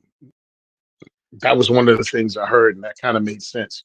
Well, it made much more sense than no one knows anything that's going on. And I mean, Trump even said it. He was like, of course the government knows what's going on. If the government's not doing it, they're aware of it. Yeah. So my Exactly. whole thing is that was a bullshit story. And now when we're talking about this guy, I know he's special forces, but he's special forces and was stationed in Germany. He was on leave when he was here. So I don't know what his job is with 10th Group in Germany. But what does it have to do with the skies above New Jersey and Chinese drones? Not saying that he can't know it, but I'm assuming, and this is just my bullcrap assumption, only because and my military service has nothing to do with anything. When it comes comparing that to special forces today with me forever ago. But I'm thinking some stuff is probably compartmentalized. Like, what would be the overlap? You know what I mean? And what he's doing in Oh, Germany. okay. I forgot about a whole layer of this. Whenever you Okay. said that, it made me remember. The guy who you're talking about, the Cybertruck guy, or the guy you were just talking about, Yeah. his deal is that he was involved in what was the deal? It was something, I don't remember the exact details, but it was in 2019, and it was, I can't remember what this guy's involvement was, but somebody said, hey, we have a drug processing factory, let's say, or it's probably not a factory, but a drug processing facility somewhere in Afghanistan. Mhm. It was 2019. And somewhere along the line, somebody said, well, then bomb it. And then so the army bombs it, or whoever, probably army bombs it. And then the NATO goes in and finds that there's, I think it was like 19 or 9 or 19 dead people, 36 wounded, 4 kids are dead, some old people. And now it's a war crime. You're not supposed to have military. That should have been a police action, not a military action. Military's not supposed to enforce drug laws. So that's a drug crime, or that's a war crime. And in order to, they were looking for Fall Guys patsies or whatever. And that's part of what this guy's thing was like, this needs to be brought out because they're about to put it under the rug. And that might have been like what you're saying, like what you're kind of alluding to, like what was the thing that made this guy want to bother with all this? And it wasn't just the drones. I forgot what the drones, it wasn't like he had a manifesto. He had like an email, and he's like, here's the things that are important, and here's what I'm going to do about it. And here's why I'm doing it, essentially, right? Like, get the word out. Like, this is super important. The reason I'm doing this is to get the word out, and nobody's going to pay attention unless I do this. That was kind of the gist of the email. And now these guys are going, is that real, or is this delusional, or is this really? And so essentially they are now that I'm trying to recollect the hour that I watched. And then the problem is I watched the one with her right after. So then everything started getting mixed together because she was talking about terrorists are already here and all kinds of craziness. With them trying to do like a whole reenactment of Brazil or something, or India or something from some year. So there's wow. I don't know what the calendars are, but in some calendar of ISIS, like there's the moons line up or something, and that's the best time to bomb infidels. So it's like what she was giving you those kind of warnings. So anyway, my brain is all full of stuff, but there was something where this guy's whole thing was like, I'm going to try to create awareness of this war crime happened because they're about to sweep it under the rug. And I forgot how the drones get into it, but that was part of his email. And he's like, and then he gave some bona fides. He's like, I knew these people, I know these people, I know these people, so that the people who are reading the email and getting the email would know that he's a real dude and not just some guy making stuff up. Like, and that's when Ryan was like, so, and I think this show that I'm watching, I just watched it yesterday, but it's from like 3 days ago or something. Whenever he posted it, he said, between the time we recorded this and we had time to post it, like I had 3 emails or 3 texts come in from people saying, hold on, you have to redact these people's names because they're still active CIA people. So the guy's email talked about people who are active CIA, right? So that's how they know it's legit, because the guy, how would he know? Anyway, so they had to redact some of the names from the podcast because they were reading the guy's email, and the guy's email is literally legit. So anyway, it's just that's why I was like, I don't know what I'm coming at it with, like 2 hours essentially worth of info, so I don't know nothing. Yeah, and I'm coming at it from I work really hard at being a contrarian and pushing against anything, and I'm new at it because my partner is the one that introduced me to this back in '08. And I had to be convinced that it was a good thing to be a contrarian, and then I'm trying to learn to be one. So I try to push back against it all. Great info. What made you kill yourself over it? You can bring attention to something without killing yourself. Oh well, there's a lot. What I mean? He used a cyber truck with fireworks in the back, and it can drive itself. And there was a dead body in it. The FBI made a big point of saying the body didn't match the child's DNA. The body's DNA doesn't match the children's DNA. So they're like saying, so does that mean that his children weren't his children, or that wasn't him? And since it's a car that can drive itself, and then he caught it on fire, how does you know what I mean? I guess the suggestion is that he set this all up with a cadaver, so that he'd get the thing accomplished, but he's not dead. But he's over here. All right, and the other thing is, what's with the look? Again, 10th Special Forces groups, because I've only been touching this thing on the fringes because I've been waiting. Because again, a lot of the info you get is bad. So I look Task and Purpose. I don't know if you follow Task and Purpose on Instagram, but I do. And they gave a rundown. Oh, he was stationed with the 10th Special Forces groups, and this is what was his ID was in the vehicle. It had, what was it? It was a gasoline and fireworks in the back of the Tesla. Yeah, it was pyrotechnics more than actual explosives, and they're all like, he knows more. The guy would have known more, or known what to use, but this was designed to. What they're saying is it was designed to make a fireball with the thing that would create no shrapnel, and that's why they think. And then we're thinking that it was intentional. What's the word? Way it was set up to be showy but not be destructive. Right, and in front of Trump Towers. In front of Trump, right? Okay, cool. At least now it makes sense, because I'm like, bro, this doesn't make any sense. Timothy McVeigh, dude, right? Like you could totally see some hero in a movie getting a cadaver at the thing and then doing all this. Yeah, but it's so because I've read this. I've read this before in plots. Yes, I've read this before in plots that it was done exactly why you said it was, to bring attention to it, and the hero killed himself because he was trying to make this statement, or he was trying to make a big statement and end up dying.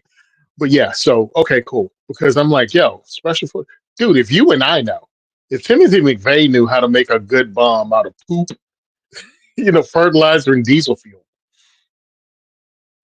The special forces dude kind of probably knows how to improvise explosives better than something that sets on fire and blows just out the glass in the front of a hotel. And I remember seeing Uh, when it first happened, the pictures and people making fun of it and laughing, like, "Oh, what kind of dumbass would do this?" And then, mhm. like you said, like I don't really care. I don't follow news of the day. I was just like, "Oh, that's interesting. It definitely looks like fireworks. Like you could see the fireworks remnants or whatever." Yep. It almost like usually when I see something like that, I think of or like the road flares. Like it's somebody trying to make it look like it's dynamite, and in the movies, that's what dynamite looks like. So Hmm. put a bunch of stuff that looks like dynamite in the car, and then it caught on fire.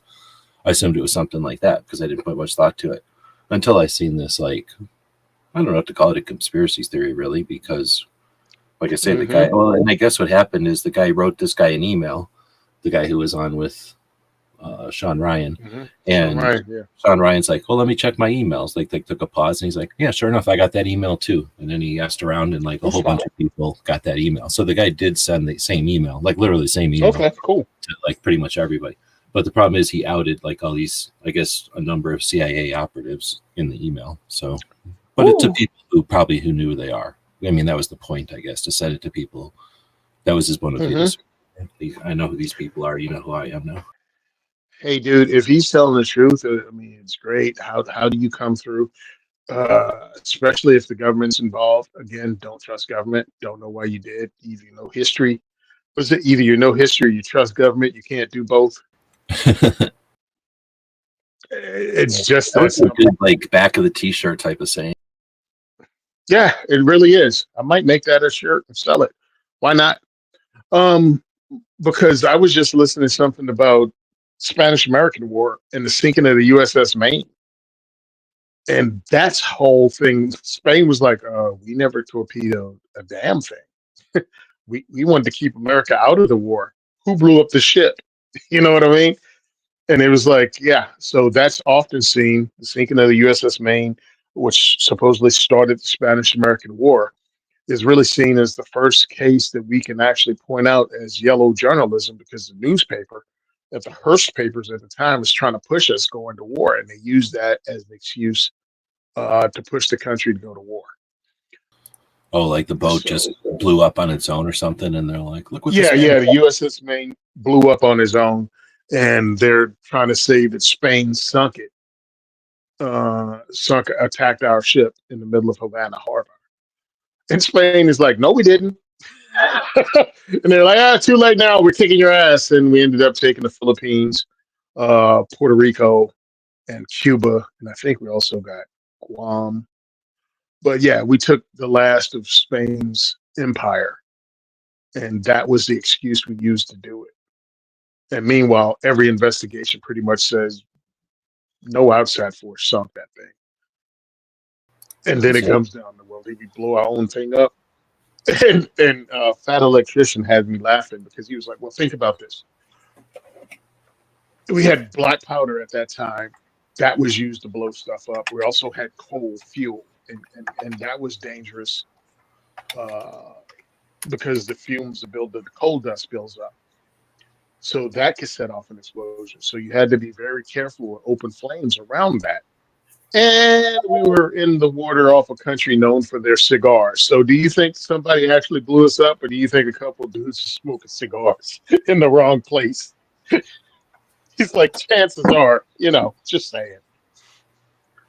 But nothing can be put past the U.S. government because we've started wars for less, and we don't mind taking people's lives. The government itself, killing innocent Americans and blaming it on a convenient enemy.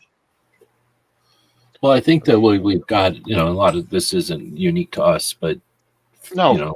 our leaders are different than other places, but essentially they're still like people making decisions, and a lot of people are like, okay, because what else are you supposed to do? Hmm. Question everything. So I think that we definitely had years until. I mean, maybe we're not quite there yet, but we're getting there. I think for sure, and it's been going that direction. But anyway, for a long time, we didn't know shit until we were told it after the fact, and sometimes months after the fact in the newspapers or somehow, right? Hmm. So somebody could make like a bunch of decisions back in the day, and let's say you did something in a room and it was like, like, holy shit, you did that in that room? You just killed 7 people and now no one knows you did that in that room. You know what I mean? Like you could just do shit like that. Now I don't think it's quite the same with, recordings and photographs and stuff, but I think for a good chunk of history, like you could make some pretty major mistakes or some heinous shit and then just kill about 4 people maybe, and then like no one even knew you did it, I bet. And there's probably a whole bunch of that kind of shit happening, and that's the kind of shit where after the fact we know, like, oh, that guy profited big time off of that, but at the time I'm guessing a bunch of people were like, this must be the best way for the country based on his knowledge about, you know what I mean, like they probably didn't question it the same way we have, like the Well, what was it? But who knows? I forgot how many years ago. Back then, like everybody could have been like, "Oh, fuck the Irish, let's go do that." Oh yeah, there was a lot of that. But now we're here today, and we're finding out things like there was no Tonkin Gulf incident that started Vietnam War. There was no second night of an attack at all. But they started a whole war that killed tens of thousands of people, Americans, and wounded people and all that crap. Oh, it was all based on a lie. The entire Vietnam War was based on an incident that didn't happen. So, yeah, again, you can either trust the government or no history. Can't do both. I've sat in conversations with people that would suggest that they're not incorrect. Like that whole scenario happened, but the reason for that was they didn't want it to happen in Europe. So they were like, we're going to fight. And it's because, I don't know, the Berlin situation and all that. We had Cuba. And it was like, well, fuck, we're either going to do this in Russia's face on Europe again, or we're going to do it in the Caribbean. So fuck it, let's do it in Vietnam. So it's like, it was we're going to stop the dominoes, right? It was the domino theory, or the pressure. We had to stop it, but it's not. Yeah, but we not only did it in Vietnam, we did it throughout South and Central America and Africa. Like we were all over the world fighting this battle. And, we can pick up on it and we can look at the people we supported. Ended up being heinous douche canoes, but they were our heinous douche canoes and they weren't commie. Isn't that one of the sayings Roosevelt said? They were talking about some South American dictator. And what did he say? Oh, dude, it was. There's definitely been times where it's like you either have a dictator who's a dick or asshole, but like you say, he's his own person. He's not corrupt. He's not. Well, that's what it was. They said he was a real bastard, and Roosevelt, yeah, but he's our bastard, and that really what it came down to. It's which side do you support when all the sides are poopy? Well, you support the one that's you're going to be able to control. And if you can control them through funding and anything else and military aid, which is really just kickbacks, you do what you need to do. And I totally get it. But we launched a whole war based on that and put American troops in when we really didn't have to, in my opinion. But my opinion is still the same thing about Afghanistan. A whole bunch of that could have just been done with special forces and deployments in their own troops. You know what I mean? No, I don't disagree. I don't disagree. But at the same time, like I say, I can understand once I heard that concept of like, well, we don't want we didn't want a nuclear war. So everybody's cool with conventional war versus a nuclear war. And then it becomes, they had to sit around, like playing a giant game of Risk. Where are we going to have this conventional war? Do we have it in cities again and destroy Europe? Or do we do it in the Caribbean and destroy us, our southern states or something?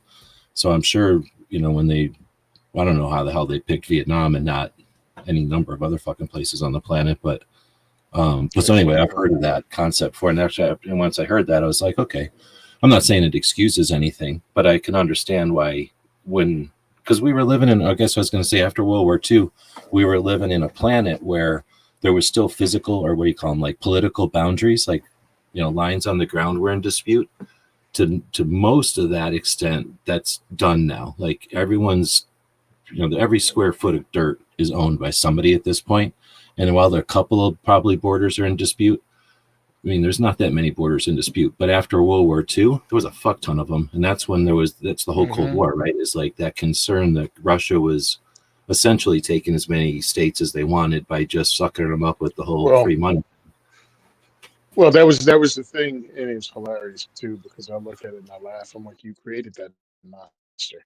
One, Russia shouldn't have been involved in anything because they were Nazis' partners going into this and allowed the Nazis to train. So at the end of it, you'd be like, yeah, no, screw you, don't get anything. But what they did was they divided the world up at the end. And what was that conference? The last conference Churchill, Roosevelt, and Stalin went to. Yeah, after World War That's II. when it was a Tehran that they had it anyway. One of the places they had the conference, and they divided the whole world up. So that's where North Vietnam and North Korea were created as Yep. communist states. And it's like, well, you did it, and Russia went, wait a minute, we can do it on paper. So you allow me to do a build up and have my own government there, and I can just slowly creep across borders. And you already shown you're not willing to fight for anything. You're already ready to stand down. Well, I'm not. I'm like, anyway, let's let it go. It just annoys me. It seems like nothing was learned. Again, I mean, the same thing goes back and we talk about it. Like these things happened and nothing was learned. I mean, if you read about Truman and how he was handling, he was not prepared to be president of the United States of a country that we were post World War II. He was not prepared to lead that type of country. Like he was upset because the CIA stole stuff from the Soviet embassy and got Soviet codes, and he was like, "Put it back. We're gentlemen." It's like, "Hey, douche canoe, shut up." No wonder Roosevelt kept you out of the loop. Like he didn't even know about the nuclear freaking. He didn't know about the Manhattan Project. He was the vice president, so he wasn't prepared, and I don't think we were either in any way. But hey, man, listen. Me, I'm just a dude who likes guns, dude, and as a veteran, I want us to not go into wars because as I was standing in Japan one day in 1991 at one of their protests, because they protest every year outside the military gates on August 6th and August 9th. I think I got the dates right. But the anniversary of Hiroshima and Nagasaki bombings, and they tell us to go home. And I'm sitting there one day and I went, why the hell are we here? The war's been over. How many bases are we stationed in around the country? Now? How many different countries or how many different bases? I think it's 120 or 170 around the world has American troops in it. Well, after World War II, we told a bunch of people, or I think the world told them, you can't have armies. So wherever they told them they can't have an army, I think we or somebody else set up bases so that they'd have an army. And we were like, so that they wouldn't get invaded, but we're just sitting there. Yeah. So what the heck's going on? Like anyway, my whole Or thing. maybe, I It's don't late. remember I'm actually. babbling. If it was like a thing where like we're going to be your army for a number of years, or if it was just we'll be your army, and then after a while we're like, it's expensive for us to be your army. Why don't you just get your own army? You're obviously not a danger to the rest of the planet anymore. Well, I know we didn't trust the Japanese ones. And damn. Hey, look, y'all. Well, You they know got their what? own Y'all now. can't even get. Yeah. Well, when they had the Japanese Self Defense Force, um, which was like a weak ass National Guard. Uh, Well, I guess I some mean, they countries still. have probably like When an I was army. stationed, bro, they still had sea. How crazy is this? Japan in Iwakuni, when I was stationed there, still had seaplanes, flying Oh, boats. I'm okay with seaplanes. I thought you were going to say swords, and I was like, I'm okay with swords too. Well, I mean, there's still seaplanes. There's still a Bullshit. need to land on the water. What do you mean? I mean, you just mean like the old ass Yeah. wood ones or something?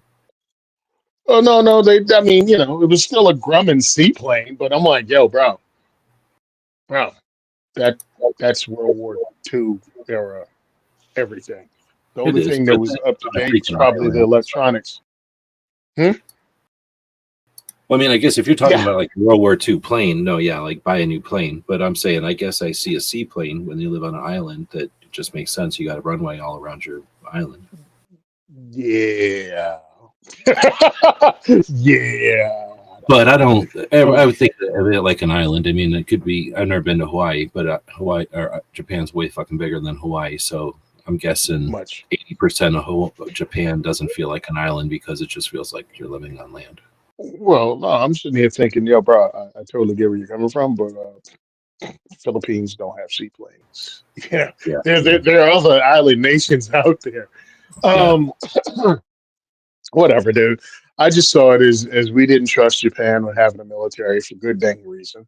Also, we had, it's not like the Australians were cool with the Japanese having a large military.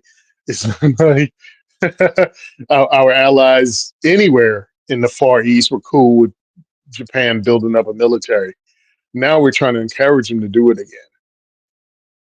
That's what's going on right now. We're trying to get them to update it and buy newer planes and be more aggressive. Like, remember during the Gulf War, Japan would only work with logistics. They were like, yeah, we ain't going nowhere. No, I don't even remember them being a player at all. Yeah. Yep. Yeah, they did logistics. Plus, I was stationed there at the time. And our big thing was we may have to go to war with North Korea because North Korea was threatening to come across the border of South Korea if we went across the border into Iraq. And then we watched, and I think they watched us dust ass within 3 days. And they were like, you know what? We'll shut the hell up. like we just crushed the world's fourth largest army in less than a week. It's like you might want to slow your roll there, Chief. You're still North Korea. I think everybody took a step back after that one. They're like, okay, hold on. We didn't know they could do that because Iraq was getting a lot of Russian and French military equipment and technology. And we just beat it like it made no difference. And I think the Soviet Union and China was like, yo, North Korea, shut the hell up. Because we have to back you up according to our treaties. Huh? That was the dad still, right? Was that still the dad? Might have been, yeah. I mean, it was the dad. That's it way the guy before the dad, I should say. Well, it was the grandfather. It was the second great leader of the North Korean government, not this latest one. What's his name? It wasn't Rocket Man. It was Rocket Man's dad. Damn, I always remember his dad's name, but now I can't remember any of them because it's the middle of the night or whatever. But I always have to think of the dad's name and then say the son's name, but now I can't think of either of them. But I'll help. Kim. Yeah. Kim. All right, dude. Hey, I got to get off this thing. Good Lord, I got stuff to do tomorrow. Right on. All right, well, man. thanks for doing a late one, and we'll chat again. Yeah. Yep. So we'll be talking about one. I'll be doing the schedule. So hopefully next Saturday when we're on, I can go, hey, we got the schedule up on diversityshoot.com. I'll be contacting you with that information when I get approval so we can put that. Yeah, let me know. Also, I got new pictures I'd like to be put up. What else?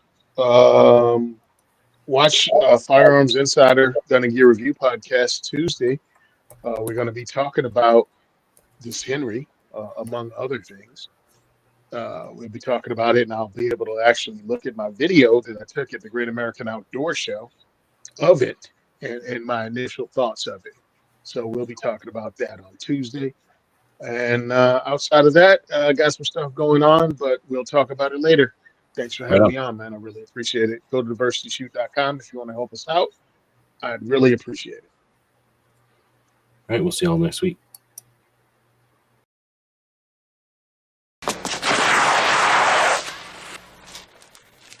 Shit.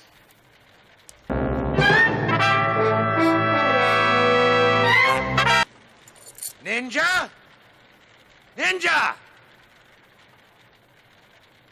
Ninja!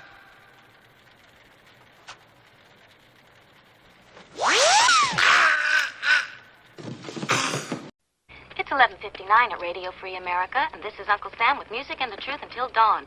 Right now, I got a few words for some of our brothers and sisters in the occupied zone. The chair is against the wall. The chair is against the wall. John has a long mustache. John has a long mustache. It's 12 o'clock, Americans, another day closer to victory. And for all of you out there on or behind the lines, this is your song.